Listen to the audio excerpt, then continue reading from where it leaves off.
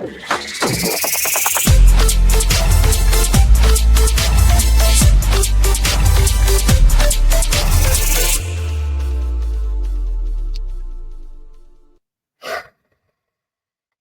evening, everyone. Welcome to Orla Live for Thursday, the 28th of August, 2025. My name is Paul Fitzsimons.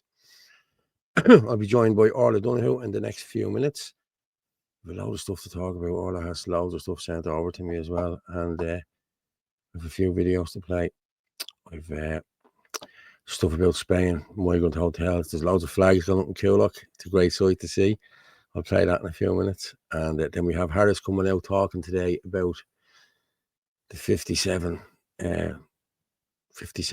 Palestinians coming here to do scholarships. Like, come on, this is really gone beyond the joke at this stage. Like, you know what I mean? Come on. You know, let's go through a couple of the points. How are you doing, everyone? Yeah, everyone's just coming in there. Hello, everybody. Hello, Orla. How are you? Well, how are you? I'm good, yeah. Got a haircut. I only got my haircut there an hour ago, so yeah, happy days. Yeah, it was just too long. Did you not? Ah, that's cool. I'm sure somebody will notice, all right. Yeah. Michael will, yeah. But towards the night now, we didn't do a Tuesday because we did Monday, and yeah, listen, and there's loads of stuff to talk about tonight as well, isn't there? I want to just go with I want to just talk about this. This man is just it's El Dodri. I just want to show this and read it out. This man here. Mm-hmm. Yeah. That's all we can say about him. Mm-hmm. Now, this was the tweet that he put out. Yeah. The murder of 17-year-old Lisa in the Netherlands is heartbreaking and utterly shocking. An asylum seeker has been arrested as a suspect. My prayers go out to her family and all those affected by this tragedy. Although men are the source of violence against women, we must also face a painful reality. People coming from a different culture context are at greater risk of committing such acts when there is no proper cultural awareness or integration. Unfortunately, across Europe, including here in Ireland, we see that asylum seekers often receive no meaningful orientation, education, or guidance on social values, societal values, gender equality, and respect for women. Integration is not just about accommodation, but about safety and shared values. We must not ignore these gaps. God forbid that something like this happens here. Authorities must view integration and cultural awareness as an essential. Wow. That man is just like, there's no words for that man. I swear to God. You know what I mean? Like, you come into this country, you come in here, you abide by our laws. The Sharia law is not here yet. And I'm saying yet because it's on its way. You know what I mean? And if this fella has his way, he will have the Sharia law in there. You know what I mean? I know. Yeah. But it just shows his absolute and utter lack of respect. And again, making excuses. Yeah. So that's exactly what he's doing. Shows his thought process. But people were outraged over this, and rightly so. And he took it down. You know? Let's just read what these have to say. In general, there is an iron law of tolerance that I think should be applied to people who are social media users. If you use social media long enough, no matter who you are, you will eventually say something unspeakably stupid and offensive. God knows I've done it myself. Not, however, quite at the level of Dr. Umar Al-Qadri, commenting on the sexually motivated murder of a 17-year-old girl in the Netherlands carried out recently by an arrived migrant. Yeah. I know. Isn't it great for screenshots, isn't it? Oh, well. Yeah. The funny thing here is that if you look really hard and extend a good doctor every last benefit of every last doubt, you can sort of make out what he might have been trying to say. In one light, it's the kind of thing an old-style immigration skeptic right-winger might say. We need to make people who migrate to our country adopt our values and their way of life and show proper respect for our culture. Is that not all we've been asking for how long? You know, right wing. He's right, a right wing skeptic. Yeah, an old style immigration skeptic, right wing. But of course, he also sort of accidentally intimates that even the most hard line of old school right wingers might have stopped short of saying that many of these migrant men who commit sexually motivated attacks on Western women come from cultures where women who dress in ways that Islam in particular would decry as immodest are regarded as little better than, sorry now, common whores. That is exactly what the women are classed as, isn't it, in the Muslim world? You know, he is, in other words, expressing, I think, entirely accidentally, an unfortunate truth that there's a fundamental compatibility issue between, on the one hand, a society that has state-funded lobby groups who say sex work is work. Yeah, that's true. Yeah, they do. And on the other hand, migrant males from conservative Muslim countries where marital rape is entirely legal and the punishment for extramarital rape is that you have to marry your victim to restore their father's honor. Like, he is, like, and people don't try and play it down here with him. This fella is the leader of the Muslim Brotherhood here. He has tried to distance himself, but he has been the leader here for years. You know? Yeah. I'm not going to read all of this because it goes on but sure, that's grip. So anyway, go on to it and have a look. Yeah, it's on grip, yeah. So yeah, it's now. Well, you know what? I think it shows his true colours and what he thinks. Yeah. Which we all know anyway. Yeah, exactly. I'm going to pull down a video there now in a few minutes. So yeah, we'll drop that down there. So how's everything with you? That was just El Kadri. I had to get him out of the way. People up to 300 there already. Fair play. Just keep sharing it out. Keep sharing it out there, please. Where am I? Yeah, boom. There you go. 300. I better tell people where they share it from. Lads, if you can share it out there, please do. You can get us on WhatsApp as well on 089-203-1521. You can also get us on live on at FitzyDub on X, Anthony L. Casey on X, at Rugamorph on X, Ireland Force 23, and on Facebook, Paul Fitzsimons and Martin Murphy, and also on www.theirishchannel.com/live. Good evening, everyone. How you doing? What's this? In many of these countries, armed police and military armed guards are the norm. Why has this not happened in any Western country, including the UK and Ireland? I agree with you. Yeah. Excuses. Michael John, as a gay man, I don't want to live under Sharia law. Nobody wants to. Trisha, hi. How you doing, Trisha? How's things? Fitzar, good evening, Paula. Good evening, Mark. How are you? Jake, how are you, Jake? How's things, mate?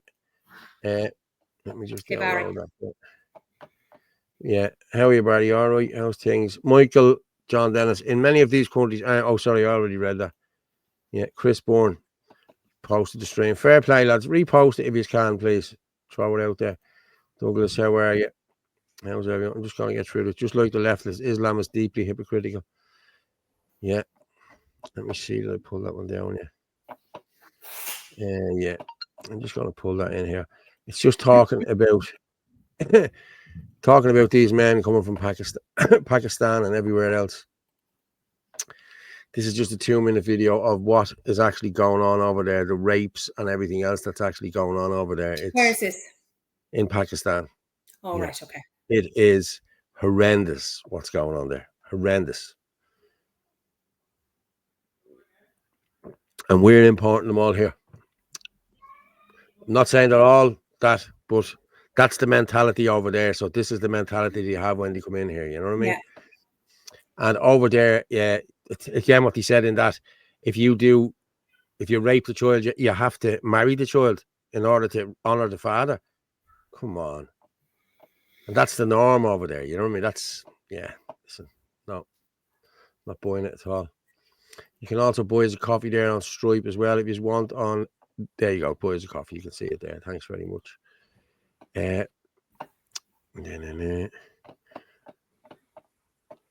Okay, has that came down? Let me see. Yes, I'm just going to play this. This is Pakistan. Okay, I'm just going to play this and watch this. Okay. Did that 9 out of every 10 street kids have been abused. If accurate, that puts the figure on a national scale in the hundreds of thousands. It's one of the most sad and shameful aspects of our society. I have to say I'm totally embarrassed by this, that we have not really been able to protect them. It's going on everywhere. In the big cities or small cities or towns, everywhere this is happening. लेकिन जना सिर्फ मैंने 2 मरतबा की है बस, दोनों भाई थे। अपने जानू भेजा, मेरा पास पैसे भी नहीं था। तुम्हारी उम्र क्या थी उस जमाने में? 8.5 साल था, छोटा था मैं। आपने तकरीबन कितने बच्चों के साथ जिंदगी की? एक हुआ था और 10 और 11 12 था। At bus and truck terminals across Pakistan, drivers and conductors often keep boys on a permanent basis as helpers or apprentices. There is a culture to have a small child with you, go along with, and it means that the child is kept as a prostitute or as a partner, sexual partner. Human rights lawyer Zia Awan has fought for the rights of abused children for most of his working life. Hundreds of children who are being raped every day, they are being sold, they are being trafficked, they are being forced for prostitution. It's going on everywhere. And people don't believe when we say something, they say that civil society is exaggerating. We are not exaggerating. Denial.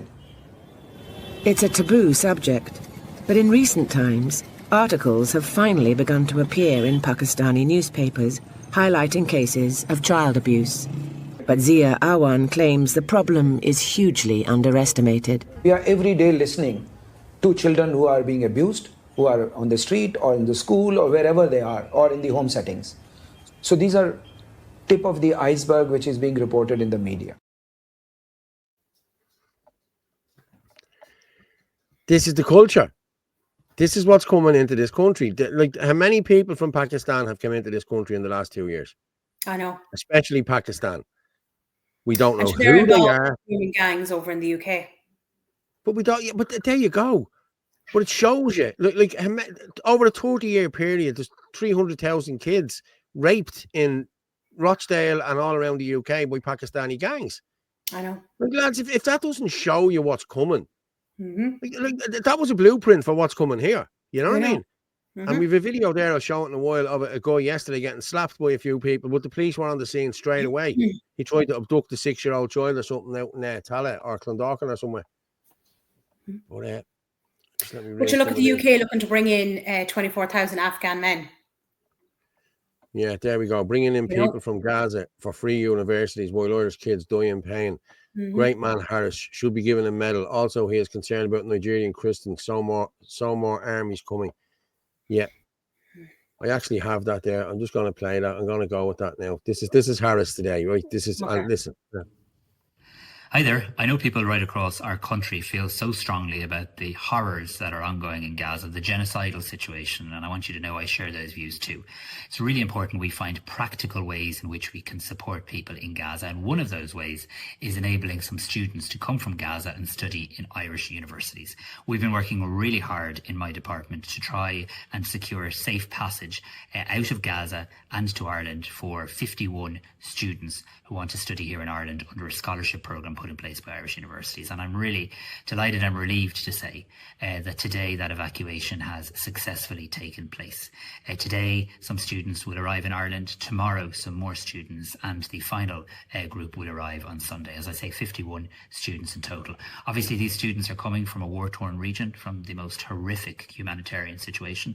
They will, of course, be assessed in terms of their health, in terms of their nourishment, and in terms of any supports required to them in relation to that. And they then will take up study in Irish universities. Thank you so much to everyone who's been involved in this, in my own department, in the Department of Justice, the Department of Further and Higher Education, Irish universities, and of course our brilliant diplomats on the ground in the region. You can come out and make a statement about that, but not make a statement about young Harvey. No, well, he won't admit that. Which we all know these politicians won't apologise for anything. They won't admit any take any responsibility for anything. We all know that, you know. But I'm sure, like all our own college students who can barely afford to live during the week, will be delighted to hear that. And there's someone, and the police, I think, are letting them off when they throw around girls saying they didn't know the law. Yeah, that's exactly what's happening. Over here, it's a mental health issue. They play the mental health card all the time, and over there, it's I don't know. These hunters, the videos when they're caught, it's all I'm sorry. Yeah, But I didn't know. They're very sorry they were caught. The majority of migrants coming into Ireland are Islamic. They are. Yes, they are Muslims. Yes, they are. I've been told that, and I was supposed to ring someone back earlier on. The chap you told me about earlier on, I'll ring him. I'll probably ring him later on or else tomorrow and have a chat with him. But we know 80% of the people coming in here are Muslims. And we know that there's jihadis in here.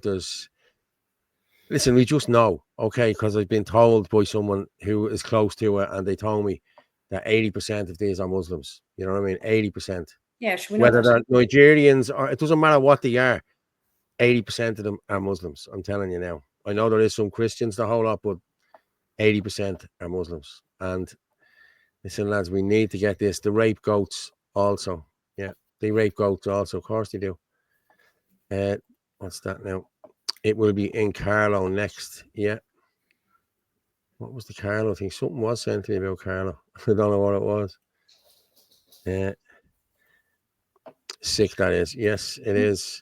Pakistan is riddled with corruption and has led to endless conflict. I'm not worried about the corruption. You can the robbers I can deal with. You know what I mean? I can deal with them. It's the rapists and the child shit Abusers. I can't deal with. I'm sorry. You know what I mean? I just can't. These people on video about their country that are saying these things probably done it, abuse children. Oh yeah. Yeah. Oh yeah, definitely. Yeah. Why are we importing this shit into our country? Exactly, Liz. Because, Liz, they are supposed to be of benefit to the country. That's what we're all told. All the doctors and the engineers, you know. Yeah, yeah. Those streets look like Dublin. Yeah. Hence why I call it a pilot of Crapistan. Yes. They rape a 20 freshwater dolphin. Thinks it's all. Oh, stop it, jeez. Are you serious? Do they really? Yeah. Oh. Wow, Dublin, I love you. Stop the grooming gangs now before they start. Yeah, that's exactly what we're trying to do, mate. That's exactly what we're trying to do. Hi, Leanne. Oh, yeah, everyone. Yeah, different breed. They are a different breed. Do you want to play that video of Spain? Which That's one? just the first on the list from. In Catalonia. Yeah. Just look at this. That's only 25 seconds long. Vamos, autónomos. Autónomos de toda España. Pedro.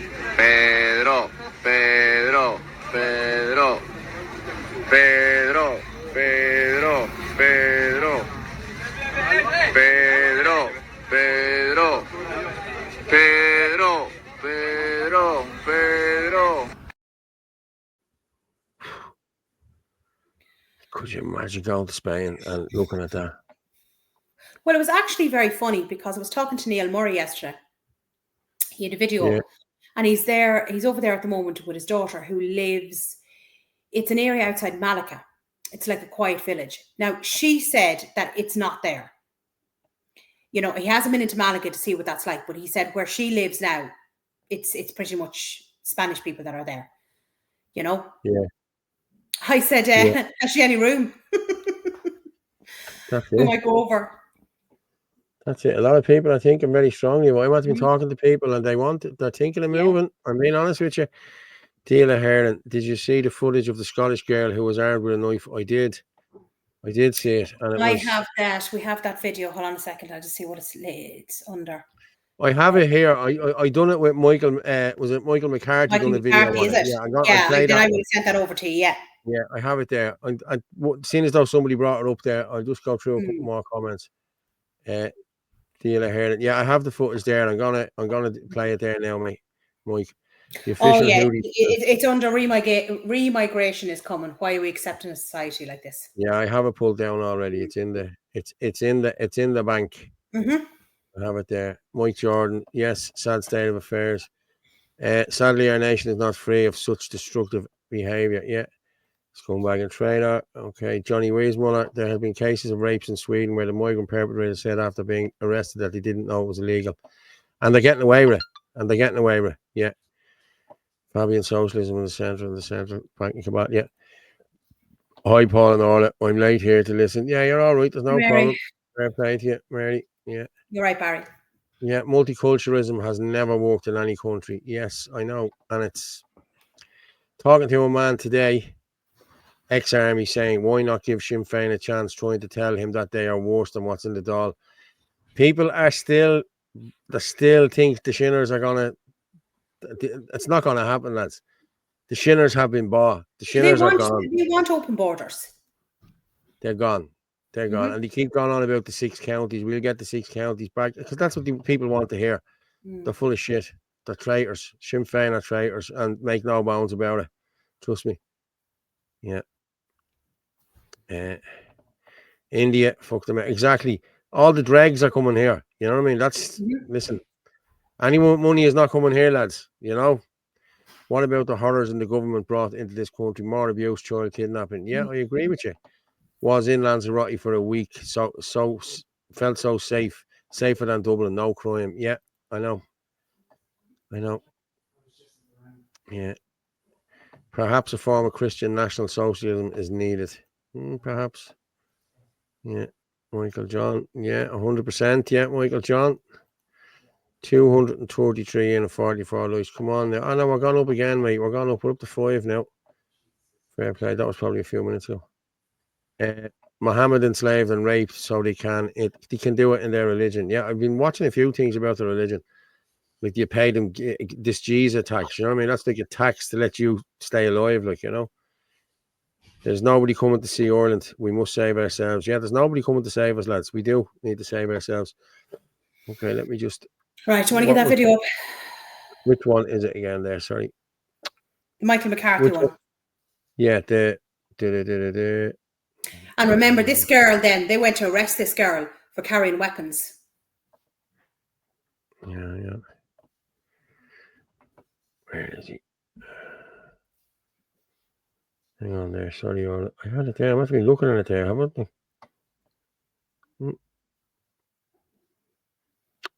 Yes, okay, I have it there. Go on, let's go. Yes, you have a knife. This video is going viral. Why are you fucking with us? Fucking kid bashers. Show the knife. Show the knife. Show the knife. Away from us. Show the knife. Show the knife. Don't touch it. That's it. That's it. Show the knife. Show the knife. That's it. Don't fucking touch my little sister. She ain't fucking 12. Where's her fucking catching me? Did you hear that? Fucking 12 and you just bastard me, mate. Don't touch my little sister, she's 12. You have a 12-year-old girl feeling like she has to carry around a knife, and there's a grown man coming up to her, videoing her, and her sister is shouting, "Don't touch my little sister, she's 12. This is Europe. This is happening in Europe. There are demographics we are inviting into our country that commit sexual crimes in multiples compared to our own people, that murder in multiples compared to our own people. It's about time we had a conversation asking the question, why are we bringing those people who commit these crimes into our country? What benefit is it to us? None whatsoever. But the fact that the fact that child had to have them on her and feel that she has to carry them. What kind of society is this? Like, you know what I mean? I'm sure there's loads of Irish kids the same carrying now at the moment. I am.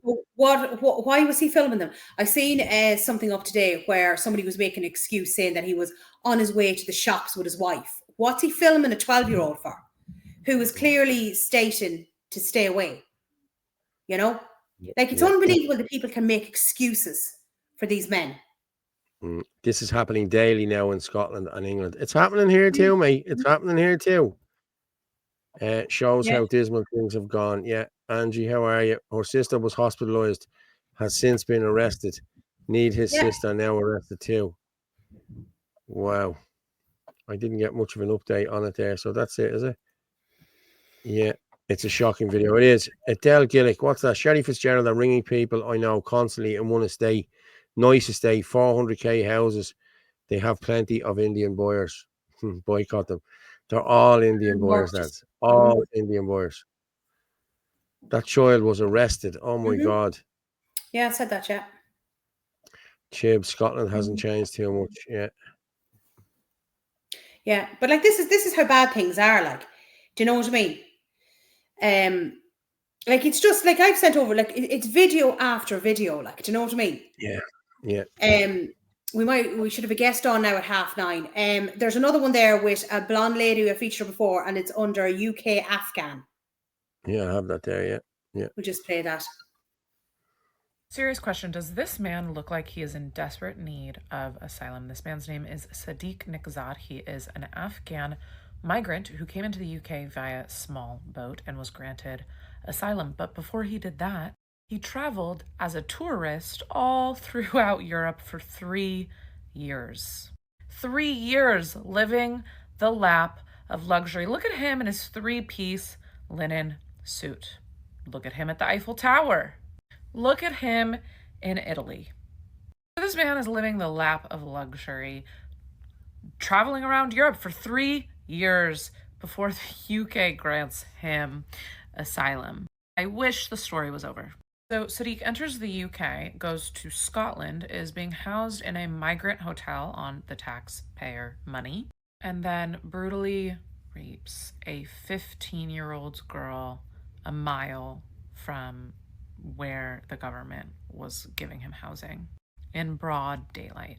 He was convicted of rape of a 15-year-old and sentenced to 9 years, but he maintained his innocence because of cultural differences. His lawyer argued that he didn't know. There's a cultural difference. It's not his fault. And please remember, in the UK, Afghan migrants are 22 times more likely to be convicted of a sexual crime than a British national. This girl's life is changed forever because a system failed her. The UK government will tell you over and over not to go to Afghanistan, yet they're bringing Afghan men into the country to commit crimes against women and children over and over and over again. The primary role of a government is to protect its citizens from foreign and domestic threats. And the UK government is not just not doing that. They are inviting threats into the country and forcing the taxpayers and the citizens to pay for it. That country's gone. It's a shame. It's such a shame.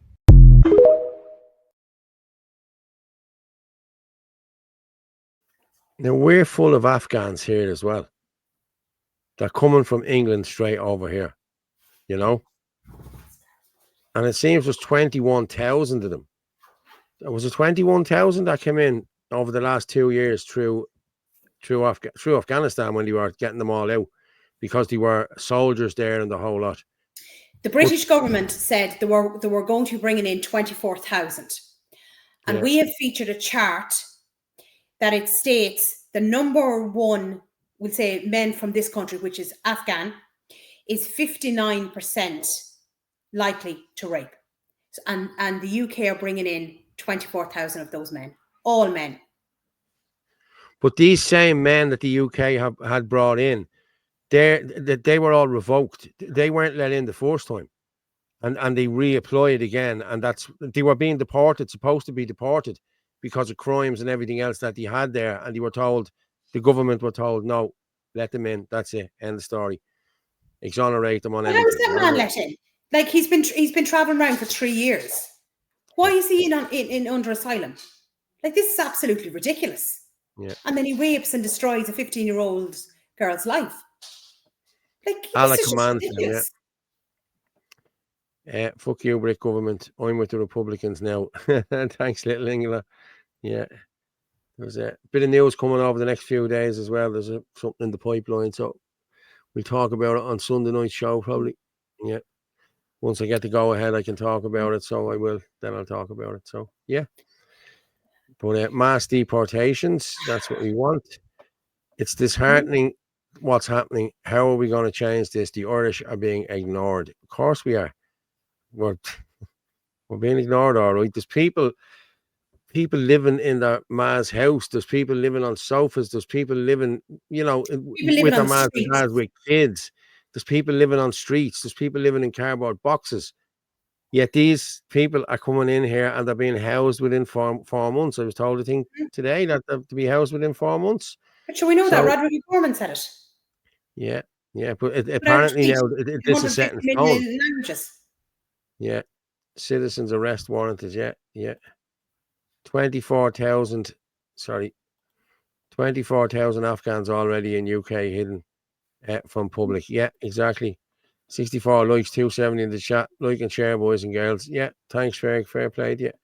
We're up to 600 there now. And anyway, fair play to everyone for sharing it. Keep sharing it out there. But where are we? There we are there. But yeah, we have a guest coming on in a few minutes, haven't we? Mm-hmm. I'm about to hit the wrong bleeding button. I put it back to 300. Yeah. There you are, at the hitting 600 there, people. Fair play to everyone. Keep sharing it there. Keep sharing it. I don't know whether there's other lives on. I'd say Gavon has a live on. Yeah. I have written to President Trump about this. Fair play to you, Michael John. I think we all have. Don't forget Sligo at the weekend. Yeah, no problem. We'll pull that up in a few minutes and we put it out there. John sent that to me last week. I think I have it there somewhere. Yeah, we should have it. Yeah.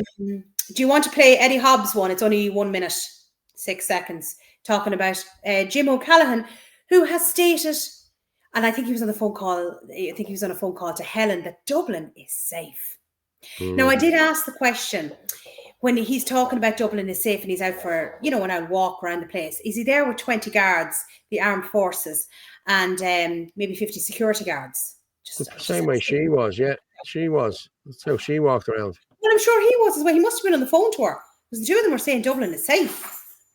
Yeah, exactly. Yeah, exactly. So this is what he's after coming out with. So Eddie Hobbs did a video on him. Oh, so let's play Eddie then. I'm raising 3 young kids and I'm terrified for their future in Ireland. Join the club, Leanne. We're all the same, but we're trying. Little England, I agree. UK government are demonic beings. Luigi Mangione is a hero in America. Just saying. I want to get my pension and come back and fight for Orla. Yeah, please do. Yeah. That's right. I forgot about Sligo. Yeah, we'll put it up in a while. I'll get it out there now. Yup, 7 up. Yeah. Yes, boy. Yeah. Now, I have Jake sitting down there. Reports from the UK show that only 2% of migrants are skilled and only 5% can contribute to the economy. The rest have to be supported by the taxpayer, and why the UK soon is looking for a bailout. Okay, well, remember the government admitted 85% are economic migrants. Yeah, I just got to bring up Jake there for a minute. Hello there, Jake. How are you? Yeah, guys, welcome, Jake. How are you? Good to see you. All good. I need to go for it to the toilet, so I'm going to drop. You got your cup of tea, Jake, did you? Yeah. Good man. So bit for warm anyone lately. who doesn't know Jake, we met Jake last weekend at the rally for the youth up in Dublin with Aaron, and Jake did a fantastic speech, which we played here. So how's things going since then? It's been going good. Obviously sent messages from Facebook. I'm not on Facebook, but a lot of comments there. I've gotten a good few followers on my X page. I think I've gone a little bit semi-viral in the community. Just so much. I've been getting DMs. I've gotten some people asking my postcode to send me stuff like stuff in the mail, like fan mail or whatever. It's been great. Just overwhelming support and positivity. It's really encouraging. And I'm already a very confident person, but it reinforces confidence even more. So now I just can't wait till Sligo. Well, that's it. But look, we've stated this several times. It's very, very important for young people to be speaking out. Like I had mentioned the interview with you, if you just want to emphasize again, how are you finding things with your peers with what is going on in the country? Yeah, I mean, apathy is just the way I would describe it. Many of them just do not care. So I'm in the politics and history course, right? But I'm actually the only person who has an interest in running for office. Pretty much everyone in my class wants to be a teacher, and the amount of them, maybe even the majority of them, do not see themselves staying in the country for the next 5-10 years. They want to go to Dubai, they want to go to Australia, New Zealand. It's desperate, and it only it's like a compounding thing. It's a snowballing effect, right? Because it's the type of thing that's so easy to start going. The worse the things get, the more people want to leave, and the fewer young people there are to stay here. The more young people that are gone, the harder it is to stop the issues here because people aren't here to do things about it, which makes it worse, which makes more people want to leave, which makes it worse, which makes more people want to leave. I know what you mean. And like, you know, obviously the housing situation like is a huge issue. You know, like as you said yourself, an awful lot of young people are just feeling so disillusioned with how are they going to afford a house. Housing's the main issue that everything revolves around. I'm still at home, right? I haven't tried to look for accommodation. I'm comfortable enough. But my younger brother, who's 20, and he goes to DKIT as well with me, right? He's younger, but he went to college sooner, so he's a year ahead of me because he's younger. And so he was at home all of the first year, and the second year, like halfway through the kind of second semester of second year, he moved out a flat with a mate, kind of near campus that he wanted to stay at. And they stayed there for the second half of second year. But then he had to come back. He had to come back permanently, not even just over the summer. He's like I don't even think he's going to go for student accommodation next year. He had to move back home because the rent was too high. Without his weekly subsidy from Susan, like the weekly grant, even the two of them was too much. And they exited the agreement just in time to get the deposit back. They were able to get a few hundred back via deposit. But man, I mean, the landlords, they do not make it easy. Like they'd almost win an Olympic medal if dodging phone calls was a sport, you know. And that's not even the worst of it. I know another guy through my brother who contacted the police with the landlord finally picked the phone and get back the deposit. You know, he dropped off into the urn here, then magically reappeared once the police were mentioned. I've got another mate who goes to UCD. He lived in student accommodation for the first year of his course. Now he's been priced out back to Drogheda, and it's now 90-minute commute, right? So I think multiple bus fares, one to Dublin and one to the city, 90 minutes each way every single day. Like that's so mentally exhausting, but also expensive. A young person who's already struggling, so desperate. And Jake, are you living at home while you're at college, or are you in rented accommodation? No, yeah, I live at home. So I'm just a little bit outside of Deleek, out where the big primary school road is. So my method of transport is I get a lift to Drogheda, about 10 kilometres away or so, and then I just get the bus to and from DKIT. So it's handy enough for me. It's not so bad. All together combined, it's like a 40-ish minute commute each way, so it's not so bad. I'm not, as eager to leave the house as say my brother would be. He wants to live a bit more independently, whereas I'm a bit more of a nest bird at the moment. So, and I'm also. But it is very difficult now for students to try and find accommodation because so much accommodation has been taken up. And like, would a lot of your friends have found it, would say, more difficult last year or coming into this year now than what they would have maybe a couple of years before that? Yeah, it's getting worse every year. Every single year, it's getting worse. Yeah, I find that as well with my son. Now he's finished college, thank God, but he was in Clonmel, and last year it was nearly impossible to try and find him somewhere, to live.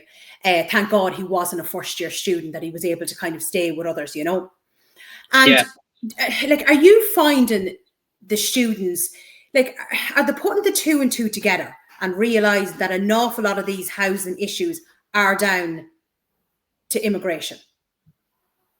No, in my experience, no. I mean, you've got a lot of so Sinn Féin is the big popular one in my class, and Sinn Féin supporters, they kind of have this idea of just had Sinn Féin in charge, everything would be free, everyone would have a free house, someone will magically come and pay for it all. It's just the government, it's just evil, as simple as that. But if you try to pinpoint it towards immigration, my experience anyway hasn't gone down too well. I mean, just today you saw that 52 new students have come from Gaza. I don't know whether they're all going to be in Dublin or whether they're going to be spaced out. There may even be one or two at my college, so I'll be a bit careful with what I say in case I run into them. But it's just not the time. It's just not the time at all. Immigration it's absolutely a contributing factor, and I would arguably say even the most contributing factor to the housing crisis right now. But no, like any kind of murmurings of that do not go down well. Everybody just wants to say push in plane in charge, magically pay for everything to be fixed. Well, things will be fixed, but just not the way we want them to be fixed. Be fixed in a whole different way, And but it is true. Like, I heard this story about a year ago where there was a young Ukrainian girl and she was going to a college. And she went into a vape shop, and your man knew her well, and he just said to her, college nearly finished, what are you planning on doing? And she turned around and she said to him, oh, I'm going to go to, to Trinity College in September. And he kind of laughed at her. He thought she was joking because he knew that she'd been already at college doing a course. And he was like, how are you going to go to Trinity, which is obviously like the most expensive college in Ireland? And she turned around and she said, oh, the government's going to pay for it. So she has already been to college. She more than likely had a free accommodation. They also will get, remember that €1,000 they were getting as an allowance as well, right? And then they were going to turn around and pay for her to go to Trinity College.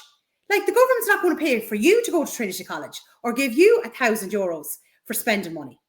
Like, this is why I can't understand why students aren't seeing what's going on. Yeah. Yeah, it's not right. It's not right at all. 100%. And like, are any of them seeing the unfairness to it all?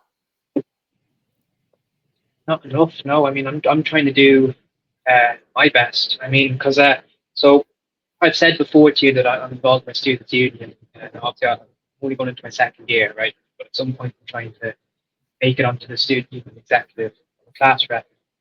And we had a demonstration in October that was supposed to be protesting against the Department of Housing, the Department of Infrastructure, for lack of student accommodation and for renting prices. And that was a complete disaster. Like none of the USI as a whole didn't have cohesive organization with the event. All the different colleges were protesting at different times for different length of times, a lot of confusion. It just wasn't coordinated.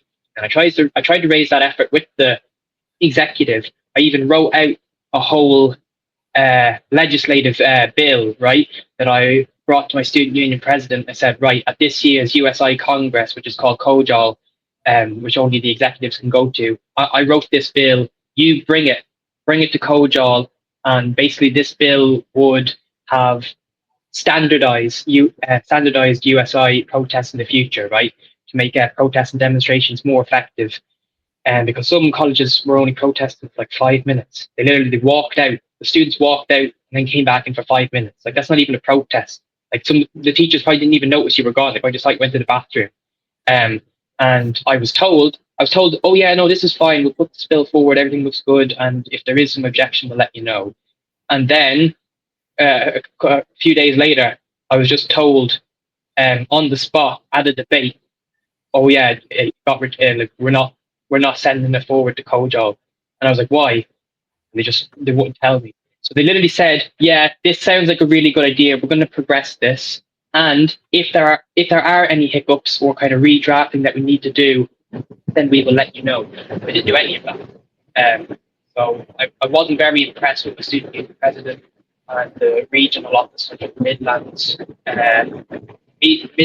Dublin, South of it is BMW. Borders Midlands and West region and stuff like that. Those are the two people that were supposed to clue me in, and they just didn't. And it really kind of annoyed me because it was like on live stream and debate the student union. It almost felt like they're trying to make me look bad because they were like friends with other candidates trying to get elected. It felt a bit conspiratorial. The student union don't seem to have much of a clue. At least at my college, what they're doing how to deal. Hopefully that'll change if I get elected. Sorry, Jake. Can you just check your mic? Someone's just asking. Yeah. How bad is it? Yeah, you're kind of it's buffering. Okay now. You're up and down. You're up and down, but you seem to be all right now. Someone's just asking, "Are you okay to send in a clip?" Yeah, send in a clip if you want. The WhatsApp number is 089-203-15. It might be because I have headphones in. Maybe that's why. But did everyone hear everything I said there? Like, did everyone? The last kind of couple of lines, no, you were kind of muffled. Oh yeah, no, I was just saying the students' union at like the colleges don't seem to have much of a clue about what they're doing to fix it either. Yeah. No, yeah. If I do start cutting out, though, let me know immediately because I don't want to be ranting on for minutes only to find out. No. I'm going to move on with a Jake, video. You're working with Sharon Keoghan. Yeah, I did bits for her. Sharon's lovely, yeah. Oh, you were? Okay, go on. Tell us a little bit about that. How's that? Yeah, so I think it's my first time actually meeting you, Paul. Obviously, I met Orla on Sunday. I don't know if you were there now, so it's nice to meet you, by the way. Just how you doing? You must have been gone. He was inside, you know. Yeah, chilling out. So I did a PLC in journalism before my course at DKIT, and Sharon Keoghan, along with a couple of councillors, operate a news outlet called Delete District News and Delete. So I worked there for work experience, and then, like I said, the timing was just convenient. You know, I got a bit lucky that the local elections are coming up. Told them I had an interest in politics, brought me on for that. Then the general elections. I just do bits and bobs here and there. Sharon is like the founder or the main organizer of an organization called Delete Revival, which is all about improving the local area. And there's another one called what's it called? Delete Revival. The Feel Good something. The Feel Good Project. It's like a kind of sub-section of Delete Revival, which is all about improving mental health, especially for young people, and they do stuff like men's sheds and stuff like that. So I'm now on kind of local committee, kind of made up of different representatives and figures from the kind of Laytown, Bettystown area in Meath, and it's based out of Delete. It's called the Delete Towns Team Committee. So I'm on that now as, first of all, the representative for Delete Revival, along with Geraldine Keoghan, who's Sharon's sister, councillor, and then there's also Carol Lennon, who's another independent councillor, and then I'm also kind of unofficially the representative for younger people and students, you know. So I look forward to that position. Well, that's great. Like, I mean, that's going to be great for your CV as well, you know, that you work with Sharon and that. See, Kevin Coyle actually put in a question there about gender-neutral toilets. Is there many of them in your college? Not that I know of. I don't. There are no one in my class or any of my friend circle who would fall into any of the LGBT or any of that. No, not that I know of. I don't know. I think, and I don't mean this as like a mocking way. I'm being genuinely serious. I think individuals that fall into that category are encouraged to maybe avail of the disabled bathrooms. Like, I don't think there are any official gender neutral. I think they fall into the disabled category, and I don't mean that in a mocking way. That's actually how it is. Just the question was asked. How do you find your lecturers? Do you find them like completely woke, or are some of them awake to what's going on, or how do you find them? Well, so I study politics and history, and there is a lot of overlap. But history obviously is just about kind of covering facts. So subjective interpretations or conversations don't really take place very much. So my history teachers don't really know. I mean, I think all my lecturers are quite nice people, especially my history teachers. They're lovely people. Politics teacher, I think he's a great teacher. He comes in and he has no notes whatsoever, no presentation, no script, doesn't look at the screen. He just comes in and he just fires off everything from the heart and the mind and everything. It feels like a massive conversation the whole class time rather than a lecture. So he's very good at that. Personality wise, we do kind of conflict with each other a little bit. I'm a little bit older. I started in college a little bit older than maybe most of the people in the class, so a couple of years older, so I'm a bit more knowledgeable, a bit more involved in stuff, a bit more confident, so I'd kind of push back against some of the stuff he says a bit. I wouldn't say we've gotten into any arguments. I mean, I've gotten into arguments with other students, but for the most part, I would say, no, it's a good environment. We're encouraged to, at least from the teacher's end anyway, the other students not so much. But my teacher, yeah, he can be a little bit kind of moody sometimes and a bit kind of annoying. But overall, yeah, he encourages open debate. He encourages freedom of speech, not kind of personally attacking anyone for their beliefs. And overall, I love it. You know, a couple nitpicks here and there, and I have had some issues with them and some other students. But overall, it's a great experience, and I'm absolutely having so much fun. I love going into college every day. I find both the history and especially the political classes so far. A little bit woke sometimes, but for the most part, I'd recommend it. I think it's a good environment. That's good. Well, that's nice to hear. We'll move on with a video, and you can stay with us there if you want for a few minutes. You can give your opinion on it, Jake. Yeah, it's just cool. Gavin Pepper. I'm just going to go with Gavin Pepper here. This is from last night. Gavin put an emergency motion. So I'm going to put that in there now, and we'll come back and talk. How are you folks? Councillor Gavin Pepper here, and I'm here in Carnell Street. And the reason why I'm making this video tonight is you've probably seen a Grip Media article today where they're once again trying to put iPass centres in the north inner city, where there is no room and no resources, where people are waiting for doctor's appointments. You've seen the problem with the creches, you have the children's hospital that's not even built yet, more finished yet, more problems every single day, and Irish people in these working class communities struggling. Now, I put in an emergency motion into the council. Now, this was passed down in Kilkenny. I had cross-party support with Fianna Fáil, Labour and the Greens all agreeing. So there's no reason why mine should be accepted and not passed. So you got to ask yourself, why is this happening in the city centre? And why aren't people listening to the communities when they're speaking out? What's going on? All I see is certain individuals making millions off the backs of the working class communities who are left behind, who don't have anything. We've been forgotten about. But if this was over in D4, this wouldn't be beside a school. They would not allow it. They have the money and the resources to fight against it. And that's what is where the inequality and unfairness is. They all talk about inclusiveness in the government, but why does that not include the working class people? Because that's who's left behind. We've had enough of it. The people are sick of it. And it's time you engage with the communities properly instead of not giving them a say. Because the wealthy in this country have a great say on who lives beside them, but the poor people and the working class don't. It's not fair. So my emergency motion, please God that it gets passed, and we need to start to fight back against this, because there's certain individuals that are multi-millionaires, and yet there's communities struggling. We have our own criminals here in Ireland. We have our own problems. We do. But we don't even have prison room for them. They're getting suspended sentences to beat the band. And then you bring in people from the third world and other countries who give different names, different aliases, and then you don't know where to deport them back to. This is a laughing stock. We had a laughing stock of the war. And everybody seems scared to speak out about it. Well, the name calling ends. It's common sense. It's time for common sense policies in Ireland. And the common sense, most important thing, is to put the working class people first. Now Gavin's dead right there.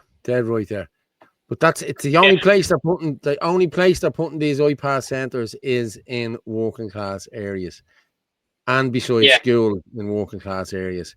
I'm gonna see if I can pull out that we did a documentary. I did a documentary about 2 years ago called Class Wars, where me and Gavin went around D4, D6, all the places in the over that side, the money places, and we showed probably 10 properties that could be used for iPass, and nothing was used. And then we and a guy actually bumped into us while we were doing a video and told us that they actually pay these guys to protest against us. Yeah, your man is on camera telling us that. Like, that's in the documentary and everything. I'm going to put it up on the YouTube channel so as people can watch it. It's 2-year-old, but it's well worth a watch. Thank you. Yeah, no, I mean, I don't. I would just be being like a parrot. I'd just be repeating everything Gavin just said. If I gave my opinion, everything just completely bang on. If you were to drop some busloads of those individuals in those areas that you just mentioned, in D4 and around that type of area, watch out quick now. People would be saying, right, maybe now that enough of out of sight, out of mind. You know? Well, that's what happened. Like we actually went out. I don't know whether you knew that or not. We actually went out and camped outside Pat Kenny's house in Dalkey 2 years ago on the Maybank holiday, just to let him see, just to let the people at Dalkey see how easy it is for a migrant to come out with a tent and pitch a tent anywhere they want. And listen, the people came out, the people spoke to us, the people, Pat Kenny didn't, obviously, but Pat Kenny advocates for all of this, you know what I mean? He advocates for everything, you know what I mean? Bring in the migrants, just not in my area, you know? Yeah. Like no, absolutely. I saw, I wish I could shout him out, but I don't remember the name of the channel. I think I just saw it on a random reel on TikTok or something. But there was this, I think he was American, and he was going, it was at a protest for the Palestinians or whatever, like welcoming them in. And it was the protesting against some local government or whatever, state government, to give them more housing. And he literally was just going up to every single person he could find there and just asking, would you take one or two into your home? And if mental gymnastics was a sport, Like I said, the same as the landlords earlier with the dodging, they'd win gold medals. Like they came up with every reason imaginable under the sun why they couldn't. It was incredible to watch. There's a guy here done it at one of the protests as well, one of the lefty protests there last year, during the year, could have been during this year, maybe last year. Went around asking them, how many migrants have you got in your house? Oh, none. I have no room. But you're out here protesting everyone else, and you've no room.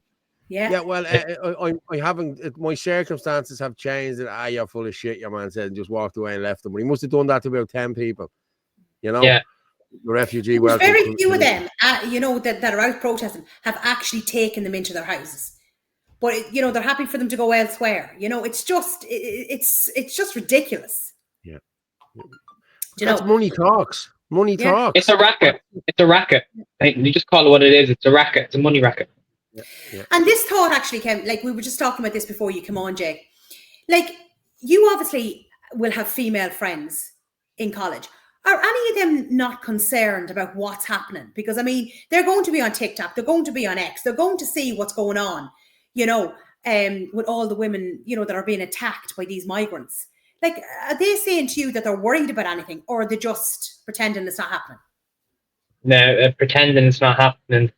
I would never, ever wish for anything like that to happen to any of them.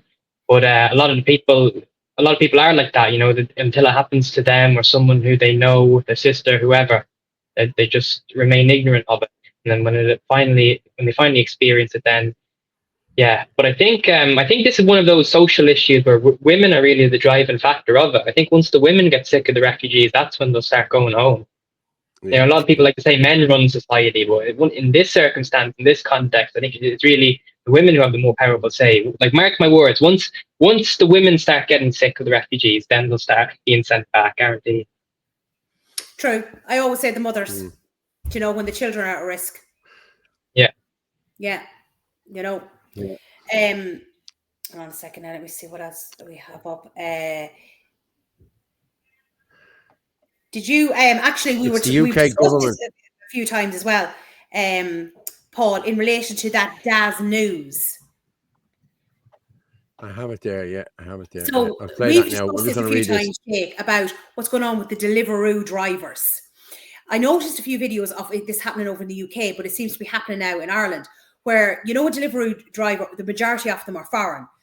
And there's been incidents now where they're trying to get into houses. But watch this video now of what this Deliveroo driver did to two young girls who had ordered a takeaway. There's two videos, Paul. There's the initial video and then there's the update one. And Paul is frozen. The update one, is that the one you're talking about? There's two of them. They're beside each other. Okay, hold on. The one is just the video of him, and then the other one is underneath it saying update. But if you think about how many people order a takeaway, how many women are on their own in a house? How many would say teenagers could be on their own? Yeah, it's something that people don't really think about, but it is kind of like a weirdly intimate thing, like giving a complete stranger your address and just trusting them to be qualified and not a weirdo. Yeah. But what happens? What happens if the kids are there themselves looking after them? Like, I know we all have teenagers. This is what this video is about. These two teenage girls were on their own in the house. They're only after coming back from holidays, and the parents said, should just order a takeaway. Didn't think anything of it. Yeah. Are we all back? Yeah, you're back now. You all just went off for a minute. Yeah, you all just went off for a minute. Right, I'm going to play this. This is the further update. This is only 20 seconds long. We'll come back and just talk about it. Yeah, the video just a little update on the video that I posted today about the Apache Pizza driver. The mother of the child is actually speaking to the manager of the Apache Pizza, and the manager is willing and the owner is willing to give the driver's details tomorrow, and then they're going to be handed over to the Gardaí, which this fella hopefully will be arrested. I will update this when more information comes in. Now, Paul, I've just resent that video over, so you'll have it there. It's 1 minute 51 seconds, so it's just telling the story about what happened. But this needs to be highlighted, Jake, about what's going on. Like, something serious could end up happening. Could you give me the gist of what those texts said? The writing was just a bit too small on my end to make out. Paul will show you now the video. Okay, we'll play this video. And you'll know exactly what the context is, Jake. Okay? Just bear with me there, and I'll share this.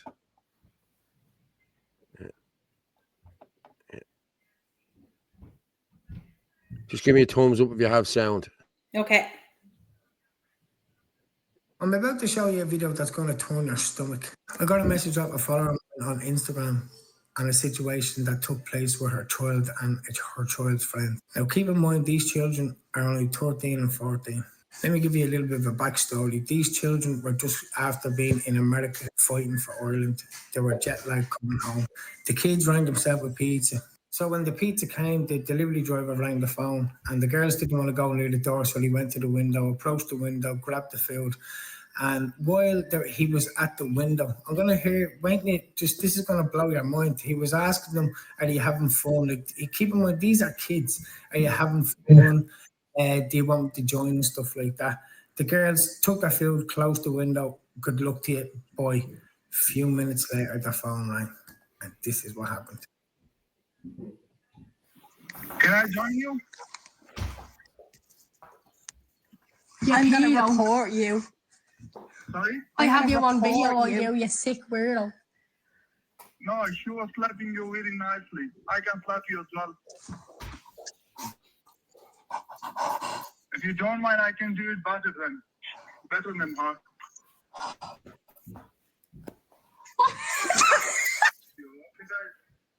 It was really nice. What? Say that again? The girl behind you was really slapping you nice.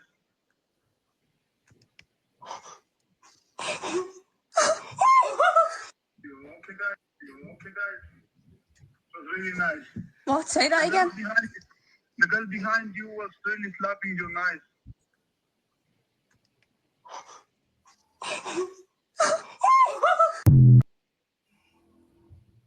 Yeah, that's disturbing.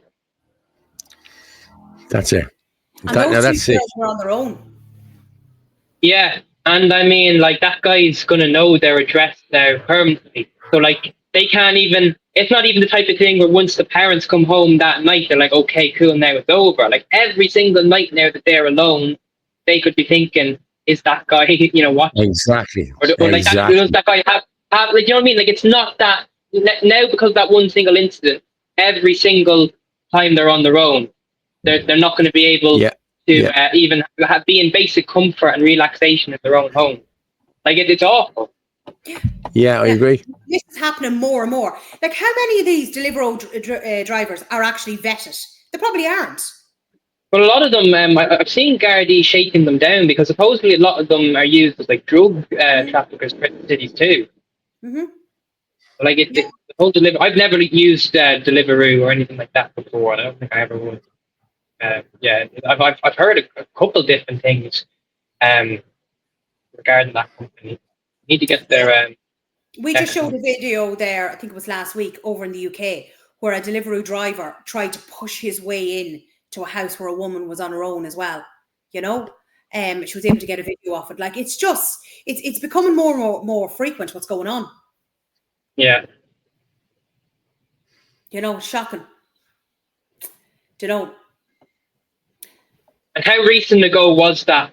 Like, have there been any developments? Like, are they pressing any kind of charges? Or? Well, the man has been sacked and it's been reported to the guard, so I'm assuming some sort of an investigation is going to be done. But sure, you don't know. Like, half the time you don't hear what happens afterwards.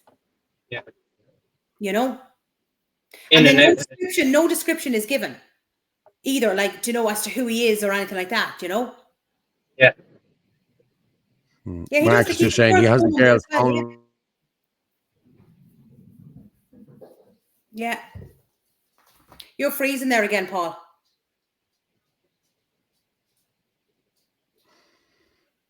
Someone saying he should get his address. But how do we know? It doesn't matter. It's his address. Well, actually, while Jake's on, this would be a good one to play. It's Michael McCarthy as well. I'm a huge fan of Michael. And it's housing where there's a girl in a car talking, and you just feel so sorry for you because you can just hear the disillusionment, desperation, in relation to housing. Is that the Aoife one who I see on TikTok? The name Aoife? I don't know what her name is. It's just Michael McCarthy video. Right. Might know who. You might know it when you see it. I just thought it was very good. Lads, I have a question. When is all this going to change? I know it's not now. I know it's not going to happen like right now, but we need a party right now to fight this far left shit I'm so sick of it. We're all sick of it, mate. And we're trying to put something. No, okay, we have Dealer here and the whole lot. I'll put the web page now in a minute, but there is something else happening as well in the background that could bring a lot of people together. So yeah, we're trying our best. So just leave it with me. If I can announce it on Sunday, I will announce it on Sunday. If not, it'll be Monday probably. But don't get food deliveries. Boycott the lot. Go to an Irish. If you're going to get a takeaway, try and go to an Irish takeaway. Yeah, but you look at how quick. Like, I'm not saying how quick, but all this Deliveroo stuff, this was all shipped in during COVID. You know what I mean? It was all right to be getting deliveries from McDonald's, and you know, I know people now that get it in Blanchardstown now. The helicopter comes over, the blading, the drone drops it. Yeah, I'm not, and you want to see these drones? They're going by each other. It's like something out of Star Wars. I'm not messing. Yeah, it's crazy. Yeah. I was on the football pitch down there in Verona a couple of weeks ago. The kids were playing in a blitz. And there was hundreds of kids in the middle of the pitch, and these things are just fium every couple of minutes. And what they do is they pull over the garden, they drop it down on a string, and they just drop the string and everything down. Once it hits the ground, bump, good luck, there you go. You know, it wouldn't be for me, not for a blading McDonald's, like, you know what I mean, or a sausage McMuffin, you know what I mean? No. And it's like the prices are ridiculous too. Like it's extortion. I think it's a fiver to get it actually delivered by that, or £4. It's £4 or £5, yeah. But again, like everything, like all these machines, they're taking away people's jobs. That's a delivery driver that isn't working because of these drones. You know what I mean? Yeah. And I mean an Irish one. But listen, AI is going to do the same. The digital currency is going to do the same, lads. You know what I mean? A lot of guys who are getting nixers here, £100 jobs or 100 and 200 quid jobs, they're not going to get them anymore. It's not going to happen. You know what I mean? You won't get 20 or 40 quid in a blatant card now for your birthday, or you know, that'll all go once this money goes. So, people, cash is king. Cash is king. Would you use cash? Right, or I do actually, yeah. Revolut is the big one with people my age. I actually don't use Revolut. I use either cash or just bank card. I used to use Revolut, actually. I mainly used it to buy stocks rather than hold money. But I stopped using it because they introduced this new feature where in order to use it, you had to have a lock screen on your phone. And I personally just don't like having a lock screen on the phone. It's just a pet peeve of mine. I don't like having to type in the code every single time I take my phone out and turn it on. And so I just feel like that was a bit of an overreach from them, and then they kept wanting information updated too often. I just got a bit sick of it, so I don't use Revolut. But no, I would carry cash on me a good bit, more than most people my age anyway. You never know when you'd need some. It helped me out a couple of times if I missed it. I find it great because at least, you know, when you open your wallet, you know exactly what's there. Do you know, when you're a bank card, it's very easy just to be tap, tap, tap. But at least, you know, when you see the physical cash, you know, oh, I have 20 euros, I have 30, or do you know what I mean? And it also, and I would say this especially applies to people around my age because they'd be more frequently visiting like pubs and clubs and stuff like that. If you're just tapping away at a card, especially if you're having a few drinks and you're getting a bit tipsy, it's easier to lose track of how much you're spending. You get some land when you check your account the next day or next week, whatever. But with cash, you probably feel like you're spending money, if you know what I mean. So that's another element to it. Yeah, no, you're right. You're right. That's what I mean. You know what's in your wallet, you know. Yeah, I try to use cash as much as I possibly can, you know, just try and make sure that we're, you know, actually just using cash, you know. The more people that use cash, you're fighting back against what they're trying to do with the digital currency, you know, because that will be full control if that is brought in, you know. Yeah. Yeah. That's what they want. They're making moves towards That's exactly what's happening. Yeah. I see. I only skim the basics of it, but I think the EU are doing something. Is it near the end of next month, or to do with digital currency? They're officially bringing they're doing something major to advance it. So like it's coming. It's not just like a hypothetical thing anymore. It's like they're trying to sneak it in. It's getting close. But people need to be fighting back against it. I always say the most important word out there is no. No to lockdowns. No to digital cash. No to immigration. No, no, no, no. And if enough people, you know, stand up and say no, they can't control us all. It's the ones going along with things that is the issue and problems.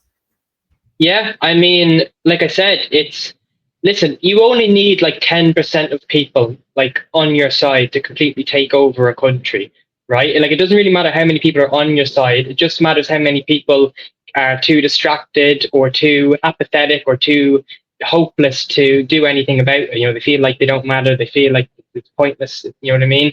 Like, it doesn't matter how many people are really on your side. It matters how many people are willing to just go along with it and not oppose it. But like, a lot of people need to understand, like, power is a purely abstract thing. It exists where you believe it exists. Like, somebody can only ever have as much power over you, whether it be a person, entity, whatever, as you allow them to. You know, so people need to realize that, especially people my own age. Exactly, 100%. Yeah, fairly valid points there you meant, Jake. You know, Paul, Well, do you want someone's to just putting up here. Hang on. do you want to stick up that video on the housing? I'll do it now in a sec, yeah. Someone's just putting in here. Well, some may have slagged him in the past, but David Icke got a lot right. The British royal family are demonic beings.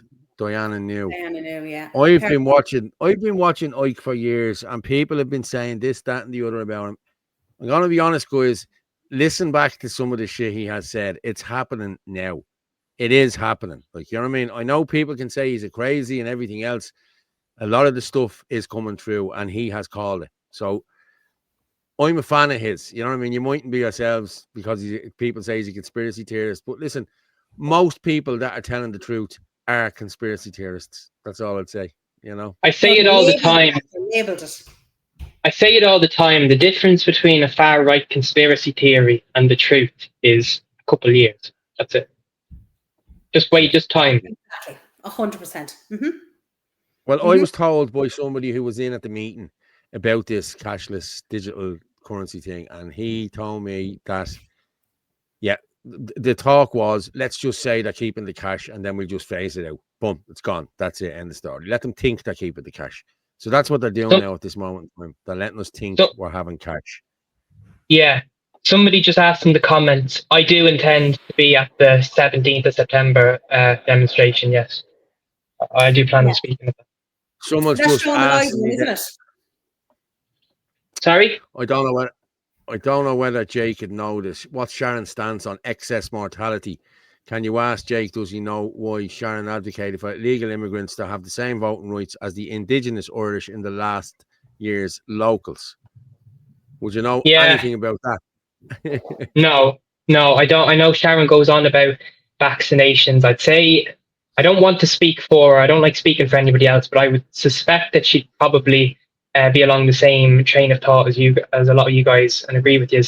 Regarding the immigration thing, that when was that? I think that was maybe just a little bit before I started working with her. It was in the locals. It was during the locals last year, yeah. Right. I don't, but no, we've never talked about that. I mean, I suppose I could ask her sometime in passing if you want, and I could maybe do that. Ask her come on some night. I'm sure a load of our lads here want to ask questions. No, but Jake, you can't speak for somebody else. No, I know you can't. Do you know? And what do you think of the whole issue with excess debts? Because that's not been talked about on RT or Virgin Media. I put it out recently there on Facebook as well. And it's all hidden. It's all brushed under the carpet, trying to ignore it. Yeah, I mean, it's not even like there's nothing conspiratorial about it. Like, it's just factual statistics. I wouldn't be as tapped into the whole vaccine thing. It wouldn't be a huge realm of passion for me compared to some other people. I know Cal is very outspoken about it. It's not something that I'm too tuned into, but I have seen that. It doesn't seem conspiratorial at all to me. It's just factual statistics. So, I mean, listen, I wouldn't be like an anti-vaxxer in general. I trust them and I find them to be pretty safe. But like, there is something going on. Like, you can't just deny factual statistics. I think, it's never as simple as one side makes it out to be. And I think that having some sort of skepticism is the way to go. But it needs to be brought, hopefully now, possibly when the Oireachtas returns from the recess over the summer, hopefully someone brings it as a question. So one of the private members brings it as a question to the Minister of Health. Well, actually, I have, I know I want to play that housing video, but I have sent stuff on, Paul, there in relation to the chart on the excess debt. Like, you can't deny the statistics of what is going on. You can't say that it's normal for teenagers and young people to be out dying on pitches I mean, with heart attacks. That's not normal, you know. And it's far beyond the margin of error. Like, it's not even like it's slightly higher. You could maybe say, okay, well, maybe it's just, coincidental factors. It's not. It's well beyond the margin of error. It's like I was looking at it just earlier today. It's something like I think it's like at least 2 times. It's around 2 times the average of the EU, and potentially even upwards of 3 times percentage-wise for some other countries. Like, there's definitely something up, and a question needs to be raised to the Minister of Health 100%.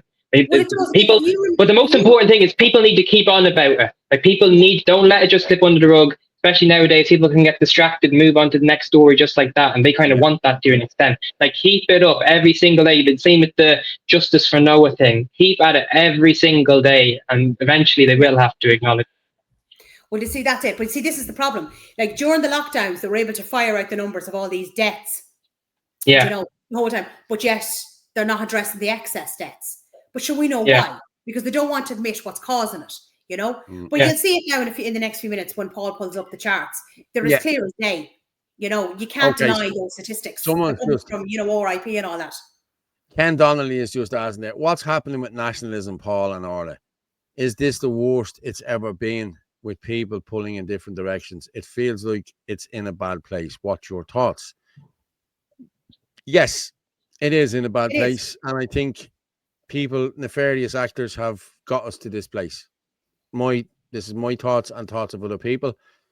We were willing to work with everybody, but everybody wasn't willing to work with some people. So, like, you can't pick and choose who's a nationalist and who's not a nationalist. You know what I mean? You're either in it for the fight or you're not in it for the fight.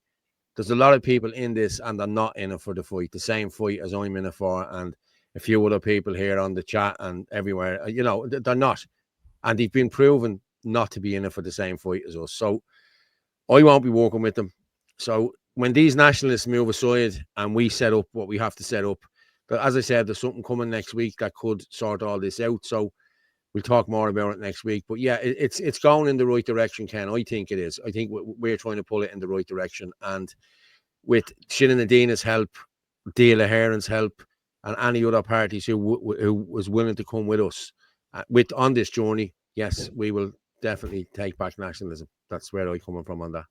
You just have to be in it for the right reasons. Simple as that. Yeah. I know why I'm here. I'm here for my kids' future. Somebody, just move along. Get on with it. And I said in another space the other night that a big thing holding the nationalist movement back in this country is just the infighting. Like, you've got fellow nationalists falling out with each other and arguing with each other, maybe because they disagree on 5% of things, even though they agree on 95% of things, Like, we need more organization. We need to address the kind of splintering and just kind of get more of a cohesive effort together, for common interests and common goals, and not be falling out over petty stuff and petty differences. Someone's just asking me there, are you back coaching, Paul? I see you with an Erdon Gabra top the other day. No, I had the top on me. I was at a match, and that's where I came straight in after that. So I had shorts and everything on me, for Jesus' sake. I wasn't dressed up like I normally am. James, I make it my business to go to tills with someone behind it. I make a ruckus if they ask me to use the machines. I use them sometimes. Depends if I'm in a hurry. But it's trying to use the tellers as well, because again, those machines are putting people out of work. So it's important to use the tellers where you can. But again, you go into Tesco and there might be one teller on, Yeah. Same with Lidl's. Queues. And do you ever notice it in Lidl's? I love doing it in Lidl's. I love doing it. There's big queues. There's 3 and 4. 3 and 4 of the lines are full of people, and that people are nearly out the door, and you're just standing there, just waiting, rubbing your hands, waiting for till 4 is now opening, and you're gone over here. Leave them all just standing. Annoy them. Yeah, I know. Yeah. But that just has to be done. Around. Yeah. What? But that has to be done, because the more people use the machines, they're not using the tellers. Yeah. Leanne Sweeney there. Thank God, Paul gives us a bit of hope. I hope that's what I was talking about a minute ago. I hope so. Yeah. And please God, we have got some hope. Yeah. They'll all have to unite. Well, eventually, yes. And the ones we weeded out who are not in it for the right reasons. I met David Icke in New York years ago, 1994, too busy getting ready for talk, and his book said to speak to me about child abuse, York and Yorkshire.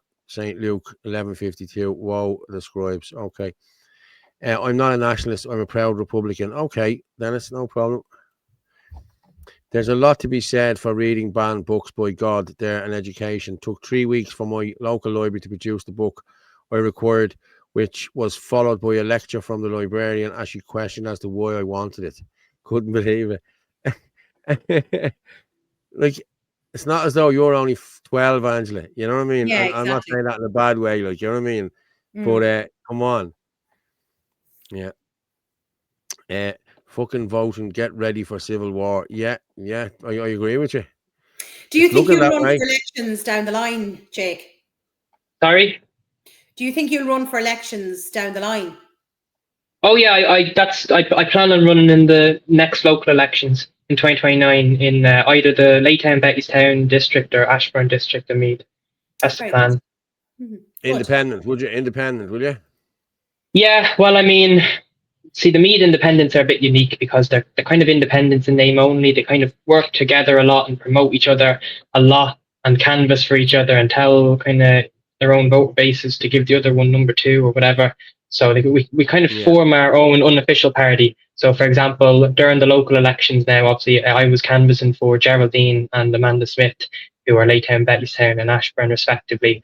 And during the general election, me, Sharon, and Geraldine were all canvassing for Gillian Toole, who's now a first-time TD, and she's one of the regional independents in government. So I was very delighted for her there, and I'm still in contact with Gillian. May even do a few bits and bobs with her as well. I think she'll want me for stuff now once the Oireachtas returns from recess. And and then there's also Carol Lennon as well, who's another independent in Meath.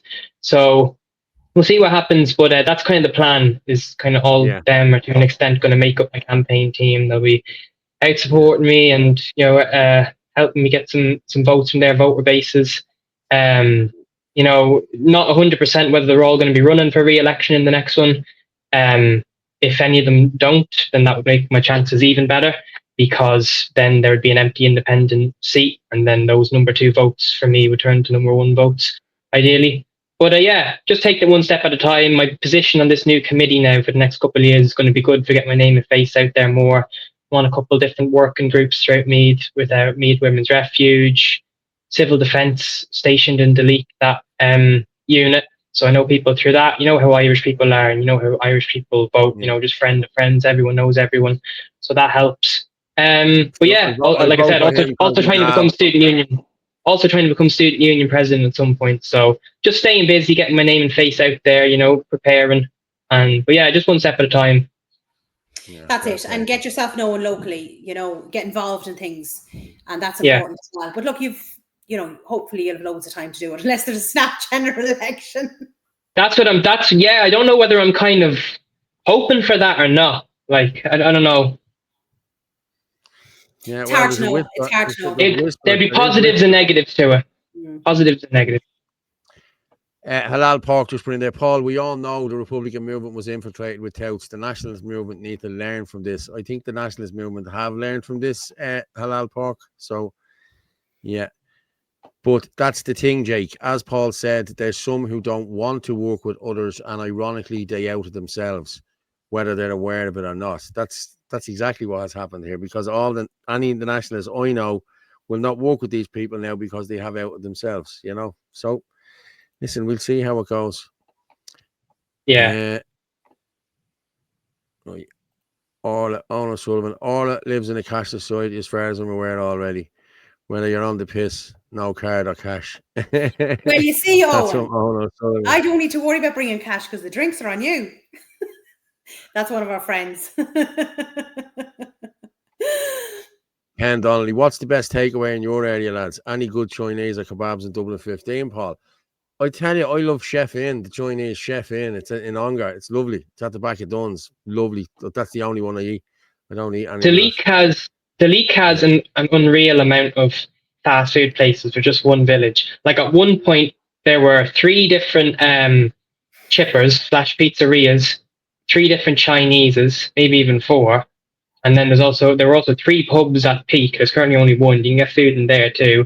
But a brand new place has actually just opened in Delete a couple of weeks ago, called something dragon cuisine, and it's a Japanese and sushi place. And I absolutely love Chinese, not so much Chinese, but I absolutely love Japanese food. I went to a sushi restaurant for my birthday just a couple of weeks ago, and it's like I've been waiting for so long for a Japanese place, like sushi place, to be nearby. I haven't ordered from it yet, but I've got the menu pinned onto my fridge, so I'll be getting some stuff from there soon enough. It's getting good reviews. Most of these takeaways that have opened up, are they Irish or are they foreign? Well, the takeaways are foreign in terms of food and branding, but most of the staff, I mean, there's a decent bit of Irish staff there. Like the restaurant we went to now for my birthday was Chinese and Japanese, but a good couple of members of the staff there were Irish. So the staff I don't think seem to be too homogenous, but like the takeaways are all foreign cuisine. Yeah. Yeah, but you see, they're getting the business grant of the 60 grand. So that's why there's so many foreign shops, between the phone shops, the kebab shops, the barbers, the nail shops, whatever. And even like the discount shops, you've got like Brazilian stores, like butchers, everything. Yeah, no, the majority of stores in the league are foreign. Yeah, other than just like the mainstream ones like Bar and Londis. But even aside from them, they're just like the little kind of fruit stalls and stuff like that. Like there's so many shops in the league. It's unreal. Like it's almost kind of like a little mini town, especially considering the sizes of the estates and the outskirt. You know, they're talking about wanting to, and that was one of our main kind of campaigning issues that we were running on. They're talking about maybe in the next couple of years trying to get a secondary school built out that way, just because like the population getting pretty big and it gets a lot of traffic, you know, due to the road going to Navan and then to Drogheda. You know, it's kind of like a mini town at this point. I don't think I've ever been through it, actually. It's a lovely place. I love the league so much. Yeah, no, I don't think so. I don't think I've ever been through it, so I haven't. Paul, would you class the INLA as nationalists, or would you put them in the same camp as Sinn Féin? I wouldn't put them in the same camp as Sinn Féin. No way. They're socialists, certainly.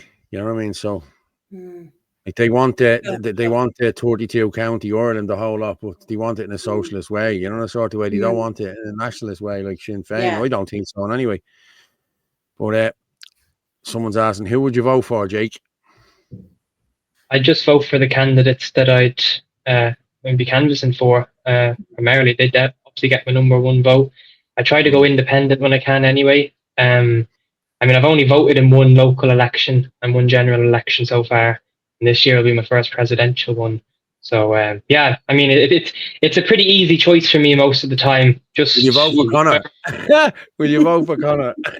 I wouldn't. No, even if he was in the ballot, I wouldn't. But right now, I mean, obviously, in terms of people who are actually going to realistically be on the ballot, I mean, it's hard to say. But I mean, ideally, I'd be going for Delahanty, or if she ran, Maria Steen at the moment. I think Maria Steen, yeah, I think she'd be very good. Yeah, no, I try to go independent when I can, and then in the main establishment parties, Fine Gael and Fianna Fáil, those two get the bottom votes anyway.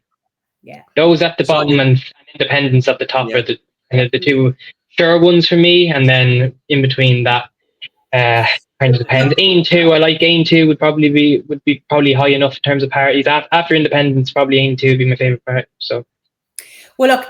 The very easy thing is anybody that Fianna Fáil or Fine Gael or Sinn Féin are supporting, it's a no. Yes. Yeah. They're gone. Sonia White has just posted there. I think MI5 are putting up the flags and that the PTB want Ireland to kick off Armageddon. Well, I can tell you now, the MI5 are not putting the flags up in Coolock, because I know the people who's putting the flags up in Coolock, and fair play to them. I'm actually just going to... I'm going to just play this. There's 20 seconds each. I'll play this and we'll come back. Okay. This is Coolock. Hold on there. Cheers all up there.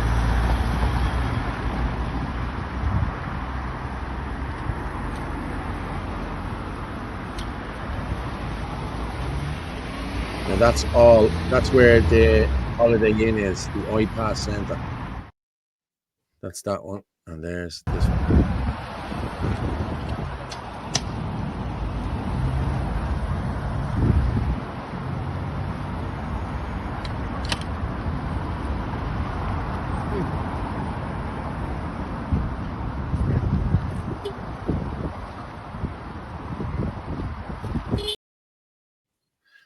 No, flags are everywhere, and it's great to see. It's great to see. And actually, Jake, I don't know if you noticed this, but remember what last Sunday we were at the Garden of Remembrance, right? So obviously down where the children are, you have the flag, right? But back up the top, you know where you go through the gates? There was 2 poles there, no flags.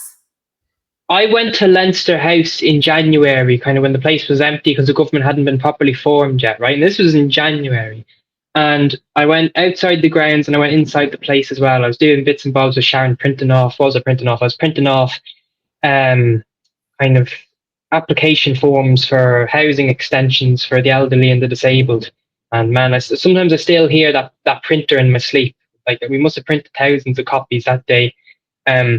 But throughout the entire grounds, and this is the government building of the country, I saw 2 tricolours and 3 pride flags. And one of the tricolours was like, it was halfway up the pole, it was dirty, it was rugged. Like, and then this was in January, and they had like a big pride flag like painted on the wall, like inside the main canteen too. I think that was crazy. I'm just gonna say to Joan, yeah, Joan, I have that there. I'm just going to hang on. Have I got it here? What's the clip of? Yeah, it's a clip of a guy being arrested for saying "I love pork." Did you see it? Oh yeah, I did see that. Yeah. Yeah, I'm just gonna play it here now. This is it's actually your man Russell Brand. I like Russell Brand. Yeah. I'm gonna share this. It was just Joan sent it in, so I said, should I play it? So there's no good having a WhatsApp number if you're not going to show the stuff. And there we go. Let's go. We go with that now. Some absurd arrests include a 23-year-old single father was arrested for saying "We love bacon" in a sing-song voice and is currently facing the possibility of court action after stating this simple fact as a public protest. The man was part of a group demonstrating at the site of a proposed mosque on the edge of the Lake District, where he got in trouble. Let's have a look at that. Yeah. We want bacon. To be honest, we're talking to all your right if I put you How can you arrest him for saying he likes bacon? It's just on the one side.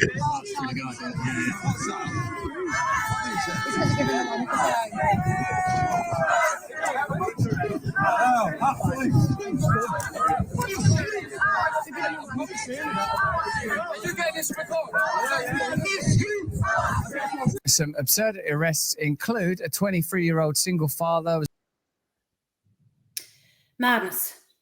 Imagine. Yeah, and then I saw another video. It was in Germany. A woman, she was just walking around with a German flag, like literally just walking around with a German flag, and 2, I believe, Muslim men, certainly foreign anyway, just come up and rip the flag off her.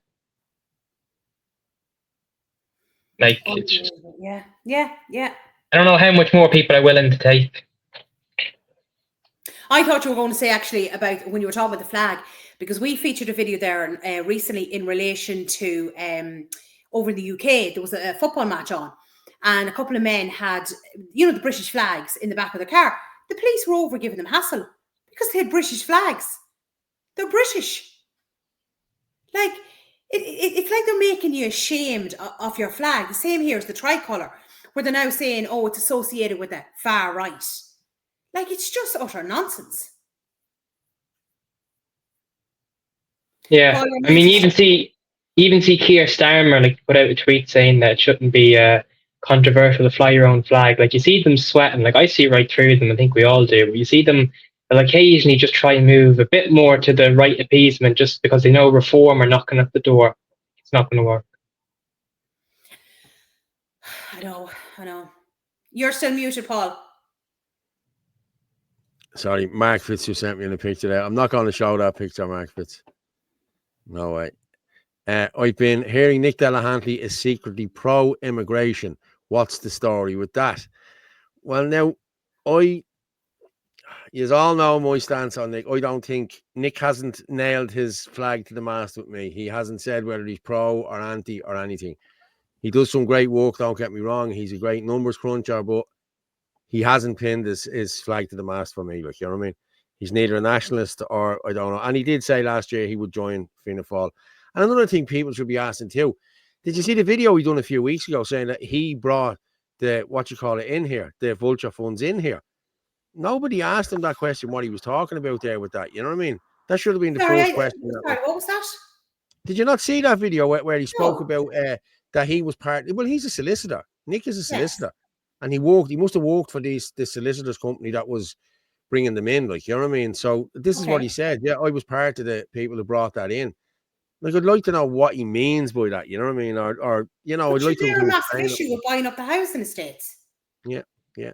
And then we have that poor chap who's 14 days today now on a Pepper Finance. Did you see him? He's Well, an issue that I have with Nick is that he seemingly has kind of exaggerated his humble beginnings. So he kind of tried to make it out when doing interviews that he was from more of a kind of humble working class background, when in reality he was quite well off growing up. And I really don't like that. You know what I mean? Like I don't necessarily mind, you know, an upper class guy being president or representing me. Like, just be authentic about it. You know, he's trying a bit too hard to play into the kind of everyday working man type of guy. Like, in my opinion, just be authentic. Like, it's okay that you grew up wealthy. It's okay that you had some opportunities when you were young that, you know, most young people your age didn't. Like, he was 19 years old and the director of his father's company. He said he grew up on a pig farm. In reality, he grew up on a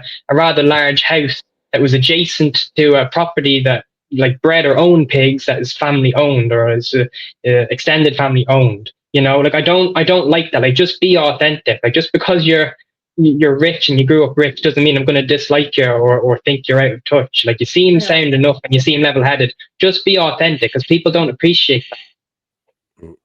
Jeez, I'm glad you come on. No, but Fingal it's a valid point. Yeah, I know. Yeah, but no, because like, as a young person, he almost nearly kind of seems afraid to say that he's wealthy, because so many young people my age, they're anything capitalist, they'll just go no. Seems nearly kind of afraid that to say he's a capitalist. You know, I support capitalism. Capitalism is a great thing. Just be authentic about it. It's okay that you grew up rich. Okay, just be authentic. Be your true self, because people will see right through that. Yeah, and there's nothing wrong. I mean, if family is money, family is money. Do you know? Yeah. The most of our families have no money. Yeah, like, you shouldn't feel bad about that or like try and hide it. Like, it's not like you can control what family you're born into. Yeah, exactly. You know. A Fingal councillor opposes flying the Irish tricolour above County Hall, saying it could offend foreign nationalists. The Solidarity councillor said flying the tricolour would be insensitive. Oh yeah, look, people before profit. That's traitor. Communists.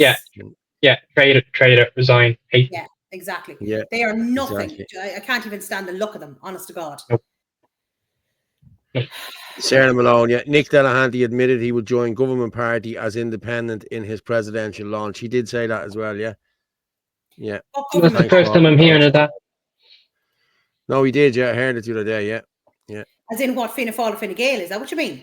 He said he would join with them, if he got in, yeah. Oh, he said that last year.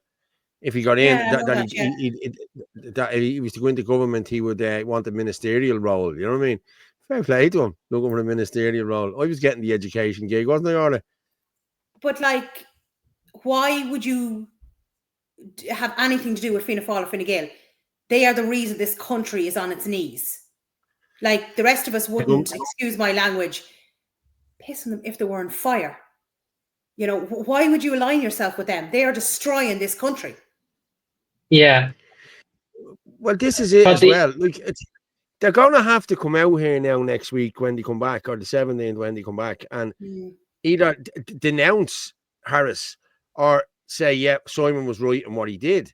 You know what I mean? Yeah, either way, it's not good. It's not good. It's going to have to be addressed one way or the other, yes. Yeah. And if Fianna Fáil side with him, which, listen, I can't, I don't know how they can side with him. The man is a walking disaster. Anything he has put his hand to has turned to shit. You know what I mean? Everything he has done has turned to shit. Everything. You know what I mean? Like the houses, the cervical, the whole lot, everything. He signed off on this bleeding hospital, 2.4 billion. Come on. Yeah, and also something that people really need to remember, it's not just him, okay? So obviously he's going to get the brunt of it all, and all these things are saying resign Harris. He's not the only one that needs to be made to address it and be brought to question. I can't remember her name off the top of my head. The Minister of the Department regarding Disabilities.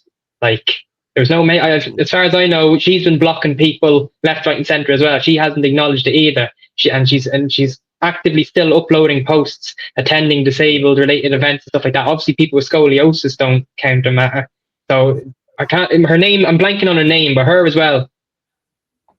No, you're right. And then you have the opposition party that have sat there scratching their holes, doing absolutely nothing. They're just as bad. They are supposed to be there to call out Fianna Fáil and Fine Gael, and they're doing nothing. So they're as useless as well. They want the issues fixed, but not until they're the ones that can take credit for it. I mean, you saw how they just took over the whole Harvey thing. I mean, listen, at the end of the day, it's still great that it went ahead, and I still think overall it's a good thing that they gave it exposure. But I would say that Toybin and Mary Lou kind of took it over, and I think that's the reason why they didn't promote ours or help us out on a Sunday, because they knew we wouldn't let them make it about themselves the way they did on Saturday. So they're more than willing to help out with causes like that when it suits their own agenda. But if they can't control it, Jake, Sinn Féin know what's going on, and they've done nothing. Like, they're just as bad as Fine Gael and Fianna Fáil, because they are supposed to be the opposition. They're supposed to be up calling them out, and they're not. They're just as bad. They might as well be in bed with them. Yeah, it's Norma Foley you're talking about, isn't it? Norma Foley, is that who you're talking about? Yeah, it's Foley and Hildegard Naughton. Oh. Yeah, it's Hildegard. That's it. No wonder I couldn't remember her name. Yeah, that's a strange. They're all as useless. Well, she's only the assistant. She's only the assistant. Well, she's the one that she's just the one that I saw was blocking everyone. So yeah, Hildegard Naughton. Yeah, but Norma Foley is since January 2025. Norma Foley is the Minister for Children, Disability and Equality since January 2025. Now she lost the education gig and walked straight into that. Yeah, they fail upwards. Just same with McEntee, like the disaster she did in the Department of Justice, and she got, put in charge as a reward. The most important part of our country, which is the youth. So yeah. No, I know. But like, what job can you make a balls off and then be put into another job? Like, it's just ridiculous. I'll tell you this: a lot of these people, if they were working in the private sector, they'd be gone in a week, right? Like, we need, to a certain extent, I really love the attitude that kind of Donald Trump has put in towards politics. We're kind of running the government like a company. Like, this whole thing, like making excuses for yourself, blaming others, wasting resources, not delivering time and time again. If they worked in the private sector, like for companies, they'd be fired in a week. It's only state positions that placate and put up with this type of stuff. Yeah. Craig just put up there. Nick Delahanty put a tweet out saying he wanted to have a conversation with the far right and the far left. There is no fucking far right, just concerned people. So why is he echoing mainstream media and government? Yeah, right. Like, just straight away, even saying far right, like just saying far, like, don't even say that. Just say, what would if I wanted to come up with a kind of a mainstream tolerable way to put us, I think I would just say like anti-establishment nationalists or alternative nationalists. Maybe that'd be a good alternative nationalists, people that are nationalists but they're not, Sinn Féin or whatever. Maybe those type of terms would be better. But like, even calling us far right immediately kind of sets off a red flag for me. But sure, he knows the abuse we get, so I don't know why he'd use that. Like, why would you use that as a reference? The rest of it, we use that terminology, we have it in inverted quotes, and we're making, not making fun of it, but like you're making it out to be ridiculous. So I don't know. Yeah. Yeah, okay. This is Ferg again. He also keeps referring to the children being stabbed in Parnell Square as the Dublin riots, and never speaks about excess mortality. Why hasn't he done a deep dive on Mel Sutcliffe? Boom. There's exactly what I've been saying this all the time. So I did it. I called out Mel Sutcliffe there last week, and I tagged Nick in it. And I said, Nick, he should be your next expose. Mel Sutcliffe is a massive player in the iPass business, right? He owns the Blessington or sorry, the Avon down in Blessington. He has made millions upon He owns millions. East Wall but as well. Yet, he's not been called out properly. And Nick hasn't done an expose on him. Now, I can't say why. I don't know. But, like, he's a huge player in this. He should be exposed. Yeah, exactly. But nobody is exposed. You've heard, I'm assuming you've heard of Mel Sutcliffe. I haven't, I'm sorry. No, well, Mel Sutcliffe owns, what the bleeding hell is it? The finance crowd. Is it Capita Finance? Capita? Cool, yes, I think it is, yeah. And he also owns Eurocycles and Euro Babies. You know Eurocycles and Euro Babies? He owns that as well, but he's a major player. He's made millions upon millions upon millions. Why isn't he being called out? Yeah, well, I mean, because the thing with Delahanty is I don't know how much of a, from what I've seen so far, it really seems to just be him. Like, he's a one-man show. I don't think he has like a proper like PR team or whatever. So like, if I was to give him the benefit of the doubt, it could maybe just be that because he's on his own doing his own research the whole time, maybe just some things slip by him. But I mean, this has been pointed out to him. It has been sent on to him. People have been, and a lot of the stuff that he got about the iPad centres and everything else was not his investigation. It was an investigation done by lads in the movement, and they never got the recognition that they should have got. You know what I mean? They weren't looking for recognition, but you don't just take something and say it's yours. You know what I mean? You don't do that. But Mel Sutcliffe is the chief executive officer. He's the founder of Quanta Capital and Quantum Supremacy Fund.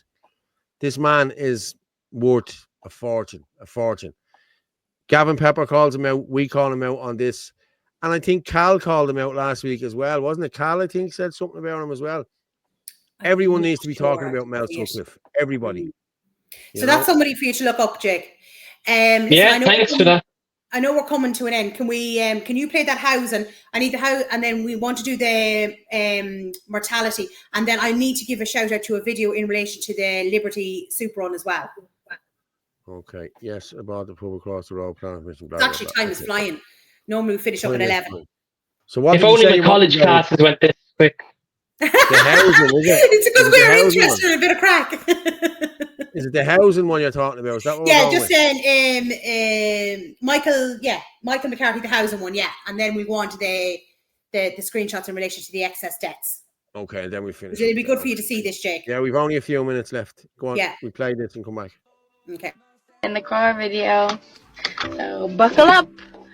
This is doing the rounds. I was over at my nanny's house. I was just over spending some time with her, and obviously the news was on the telly. Wouldn't be an Irish nana, country nana, without the news. The 1 o'clock news was on the telly, and the budget was talking about how they're pumping in so much money for houses, and they're pumping in this, and it's just like I'm in a tricky situation with my housing situation at the moment.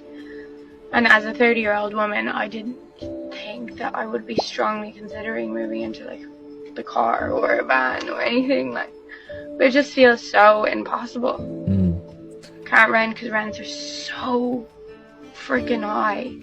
My house sharing is a shitty situation at the moment. This generation is forgotten about. Can't afford a house by myself. Wouldn't even be seen to have a mortgage by myself. When you're talking about 20 years ago, affordability of a house, we're just looking at the house prices. We're not taking into account everything else that takes your funds away. The value, how far that euro goes, has decreased massively. You then have people that say, this is funny, you have people that say, stop buying that one coffee. Go without the coffee and you save it. So I'll do a thought experiment. If you do go without a coffee, say a coffee is €4, you do that for a year, you're saving about 1,200. If you started that last year, guess how much you would have saved? You would owe an extra 22,000. The median house price went up about 7%. So that's around 25,000. So you would have saved 1,200 and you would owe an extra 25,000. He's brilliant.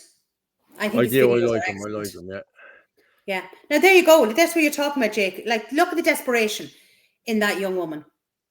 I'm familiar with Aoife from TikTok, but I did not know she was 31. I actually thought she was closer to my age. So the fact, like, I thought she was younger. So, like, the fact that she's in her 30s now and experienced that is desperate. I mean, one of my history teachers, a lovely guy, he's pushing 40, or he might actually be 40 now, and he's still renting. Like, he can't get a home. Oh, it's just crazy. Like, there's so many people out there that cannot afford to get a mortgage. It's just ridiculous. And then we have foreigners coming in here with the halal mortgages, first-time buyers grant, and they're buying up like so many houses in new estates. It's such an unfair advantage to them compared to an Irish person. Yeah, and the landlords don't help either at all, to say the least. New figures came out just recently. The number of privately built and sold homes last year in Dublin, right? Now keep in mind, this is where a quarter of our country's population lives, and it's where over 100,000 third level students are enrolled. 4 out of every 5 privately sold homes in Dublin last year were purchased by landlords. Yeah, and that's another issue. You know, what do you want me to move on to here? But there's a few different screenshots in relation to Aisling O'Loughlin, and then you've got the charts and all that as well. It's above the Day of Unity.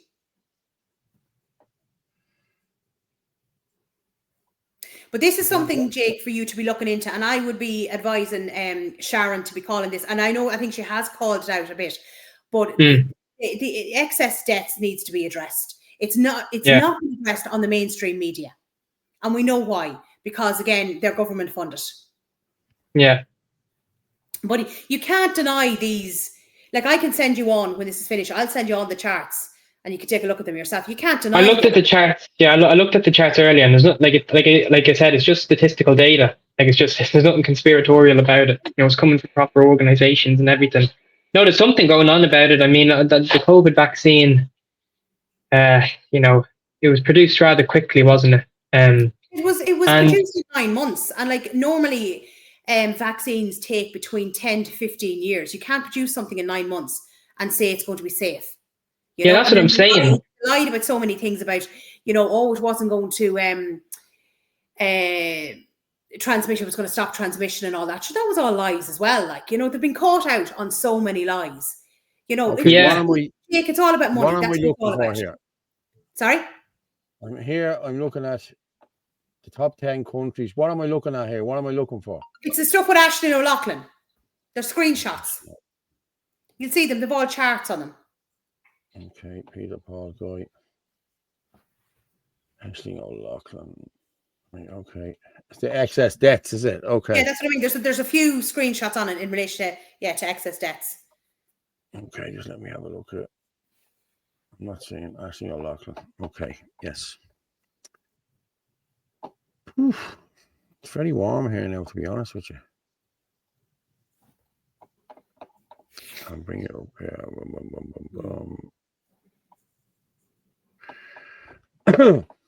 Okay, this is it. Medical interventions caused the 38% spike in deaths in April 2020, not COVID. We have it, the midazolam receipts. A deadly contagious virus wouldn't behave like this anyway. Our elderly were killed to frighten the public into rolling up their sleeves. The WHO announced at the end of the pandemic in 2023, May 23, but the excess deaths remained dramatically higher than average, peaking in August 23 at 21%. Look, why did it go down in February 23? They mustn't have been, you know, I don't know. Probably wasn't a big take up on it. Just I'd say you need to go back the other way. Yeah, I did. There's a few there, look. So there's the deaths in the Republic of Ireland from 2015 to 2024. Look, we're still up at 37,000 here, like, you know what I mean? And we're not even all the way through 2024. That's 2024, not 2025. Oh, sorry, 2024. You can clearly see it rising, like, you know? Yeah. But still, it was only 24. It was only bleeding 50 or whatever off, the same as it was the year before. And the year before, it's been, since 2021, the excess deaths have been really up there, you know what I mean? That's when they started. Like, that's when they started the shots, you know? Well, the shots rolled out in the December of 2020. You know? I think it was the 9th of December 2020, because that's when So that's when the excess deaths went up in Malta as well. Like there was a lot of deaths in Malta around January and February and March of 2021. Keep going. There's more. Yeah. There's excess mortality 21 to 25. Well, 2025, we're only up at 10.6% now. That's only half the year. Yeah, but hold on for a minute here. Hold on now. I'm not buying this. All of a sudden, RIP.ie gets taken over by the Irish Times. Is it the Irish Times bought it? And now we're down to 10.6%. I'm not buying that. I'm not buying that for a minute. No now way. it doesn't say when in 2025, like as in what month that's from. But just say, for example, it's halfway through. That's up at 10.6. The year before that is 17.8. And 18. Yeah. So you start going up gradually, 21. But this is the source. See, the source says IrelandExcessDeaths.com. Yeah. I'm not buying that. No way. There's no way. Yeah, and it's well beyond the margin of error. Yeah. Yeah, no, definitely something up. Yeah. If they had said 16 or 15, you'd have probably bought it. But not dropping it down to 10%. We're 8 months into this. We're nearly 9 months into the year. No, we're not. Now, if that had been February. Again, as I said, we don't know because you see, it doesn't say what month in 2025. Yeah. The Eurostat excess deaths, nursing home cull, 38%, April 2020. Yeah. Vaccine rollout begins January 2021. Yeah, 21, yeah. December 22, August 23, and August 24. These all coincide with when vaccines and boosters were rolled out. So, yeah. Because I don't know what your guys would be like, how you guys would be for vaccines yourselves. Like, did you bother with any shots or your kids or? No, we just look, you can only speak about your own experience, but for me personally, I didn't feel they were safe. I thought they were rushed through, and I didn't get it. Yeah, my mother would be more skeptical towards vaccines than myself, along with my aunt. So she didn't get us. There were a couple that we didn't get as a child. We got one or two, but like the MMR is the big one. I didn't get the MMR. I've never gotten that one. And like, I mean, I've never felt any need to, you know. I've gone 23 years of my life now, just fine without it. So I wouldn't be in any rush to get that. But my mother, that's one that she goes on about all the time. I know that's kind of the most popular one that people target is the MMR. So I don't have that one. Regarding the COVID, I got the 2 or just original shots, but I didn't bother with any boosters or anything like that. Like I never got COVID, or if I did, it obviously wasn't. Yeah. I mean, I never thought it was bad enough to justify the level of lockdown and enforcement we got. You know, like obviously, if you're talking about should the government have the privilege of doing that level of lockdown in some circumstances, I would say, you know, if we had something like the Spanish flu or the Black Plague, you know, or something that people were properly dropping dead from and it was really contagious, you know, dying a day after you get it, then okay, fine, fair enough. But not something that was essentially just a slightly more severe flu, you know. You look at Japan, that pretty much didn't have it.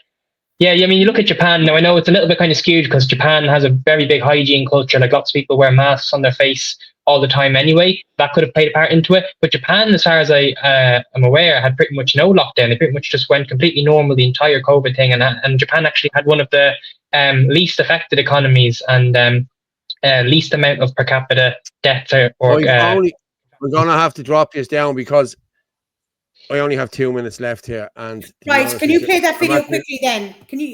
Which one? I'm not going to get it done. I'm not going to get it done. It's a minute and 40. It's not going to get done. It's going to go over. I have it set at 2 hours tonight. I didn't because you said we were going to finish early. Yeah, finish early. I haven't put it. Right. Well, what we'll do is before we go, can people please, if you're able to, go on to the Liberty Soup One Kitchen. Right, they're in desperate need of at the moment for funds and donations of food. Let's not worry. I'm going to play it. I don't mind. I'll stick. No, I'm going to play it. Hang on. Liberty. Are you going to be able? Now, this is not in relation to this. This is what's happened to Chris. Okay. Let me just play this here. Let me just play Chris. And then I want to play Ava's thing. It's just at the end I'll play that. So yeah. I'm just going to share. This is what happened to Chris the other day. Yeah. Right, guys. Enough is enough. And you know, I'm a little bit shook up down this video. After being over the north side, me and my wife, collecting something in the van, coming down the Cabra Road, past the Cabra shops, driving slow in the traffic, and there was a foreign national, and I will say a foreign national, walking up the road.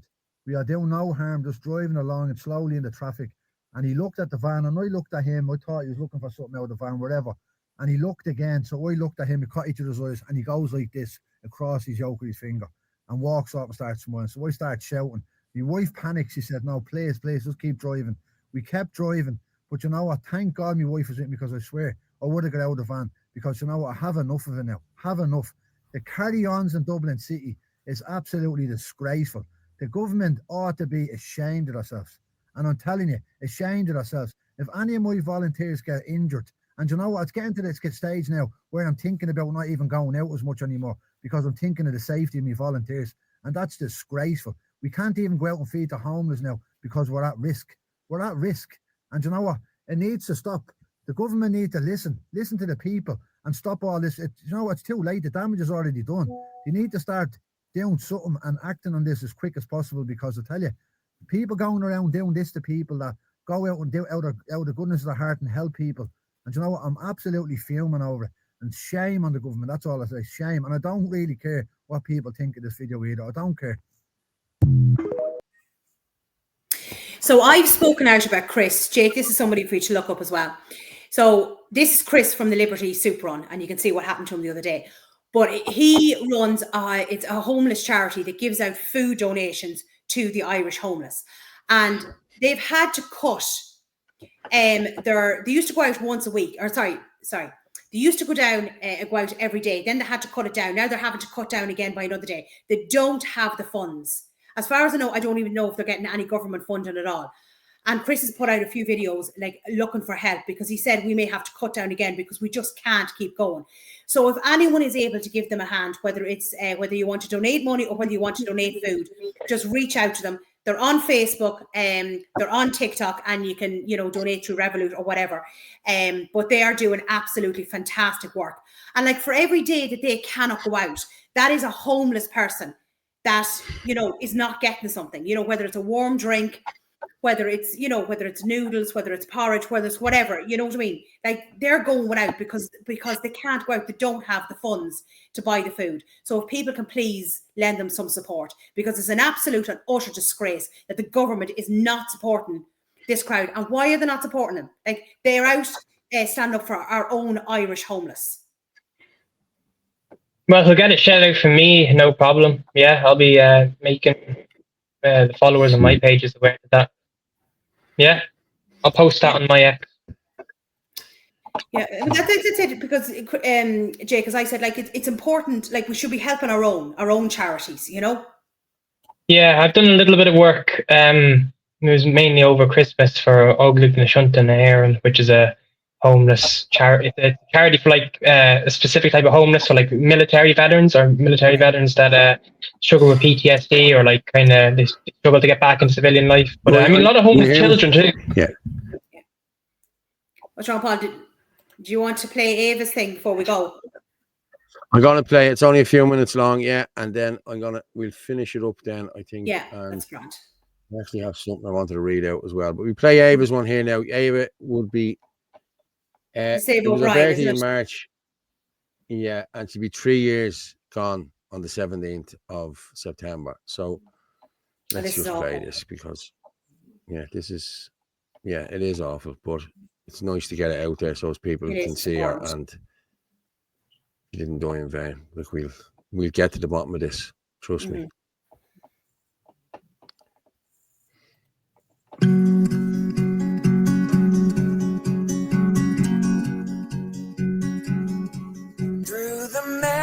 I'm just up visiting with Ava today to wish her a happy 17th birthday.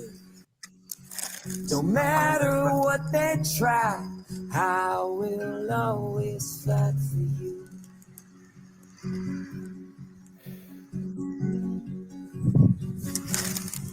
Our Savior in the sins. We won't stop until we get it here. Justice for Ava.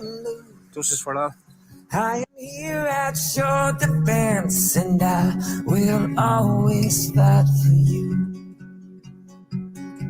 Yes, I will always fight for you. I will stand here in the way. and I will not give up on you. I will shield you from the pain.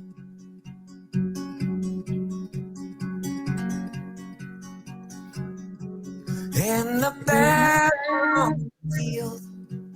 there is evil on the move, but I hope that you can feel that I will always fight for you. That little girl should be celebrating her 17th birthday today with her friends and her family. Instead, they're visiting her gravesite. And she was murdered by Pfizer and sanctioned by the Irish state, in the words of her father Martin, who's speaking with today. This is an absolute disgrace. See, all you with Radcar, Donnelly, all you don't get to walk away from this, okay? These have devastated lives and ruined families. All for money, all for greed. You think he's got to walk away from that?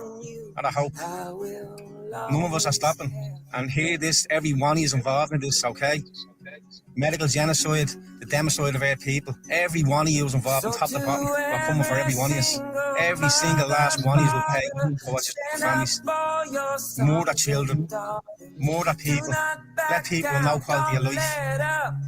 And you think you just get to walk away? It doesn't work like that. Justice is coming for all of us in this life and the next. Mark my words. Justice for Ada, justice for all. God bless everyone this week. Eric O'Brien. I will stand guard at the gate, and I will not give up on you. I will stop each shot they take. Yes, I will always fight for you. I will always fight for you.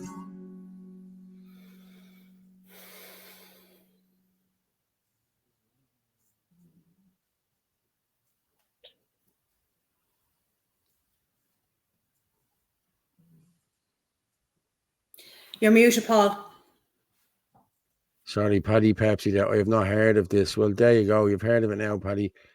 That child was given a vaccine 3 years ago, over 3.5 years ago, and she developed cancer from it. And listen, it's just. And she died. 14 years old. Poor kid. Absolutely horrendous. Horrendous. Amen to that, but fair. You know, they'll pay for what they did. They will pay. I'm telling you now. And then you've also got Roy Butler, 22. What was he? 22, 23 years old. He wanted to go on holidays. Yeah. He took the Johnson & Johnson shot and ended up with clot in his brain and died as well. Where is the accountability for all these people? Like this is what we're talking about, Jake, that needs to be called out. Well, that's the way to do it. You know, I mean, even you saw your man in the comment there saying he'd never heard of it.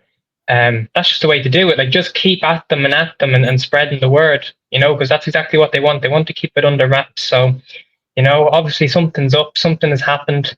There's been a good few documented cases now. So just keep every single person you can mention, just keep getting more people to be made aware, the demonstrations, and that's just the way to do it. Just keep at it, keep at them and at them. And if you think there's something to be addressed or caused, just keep at it and just keep spreading the word and don't give up. Yeah, 100%. Definitely. Right, I'm going to let you go then. And it's been fair play to you. Thanks for coming on, Jake. Good man. And we're not related, by the way. And we'll bring you back up in the green room in a minute, all right? Sorry? Just stay on and we'll bring you up in the green room in a minute. I'm just going to drop you down for a minute. All right. I'm going to finish. Yeah, thanks, guys. Hope you enjoyed. No problem. Thanks so much for coming on, Jake. We'll talk to you in a minute. Now, Orla, fair play. That was fair play to him coming on there. He's a good young fella, I have to say. He's a good young fella. Yeah, well, it's nice to hear somebody else's opinions on things. Exactly. No, especially a younger person's opinion. You know what I mean? Yeah. But I'm going to drop you down, okay? And I will talk to you in 2 minutes. Thank you very much for tonight. It's been emotional. No problem. Talk to you in a bit. Now, let's make myself bigger. Yeah, I need to get me national anthem out. You know what I mean? But as I say, every night here, when we're finishing up, the truth is like a lion. You don't have to defend it. You just let it loose and it will defend itself. Thank you for watching. Good night and God bless. I'll leave you with this.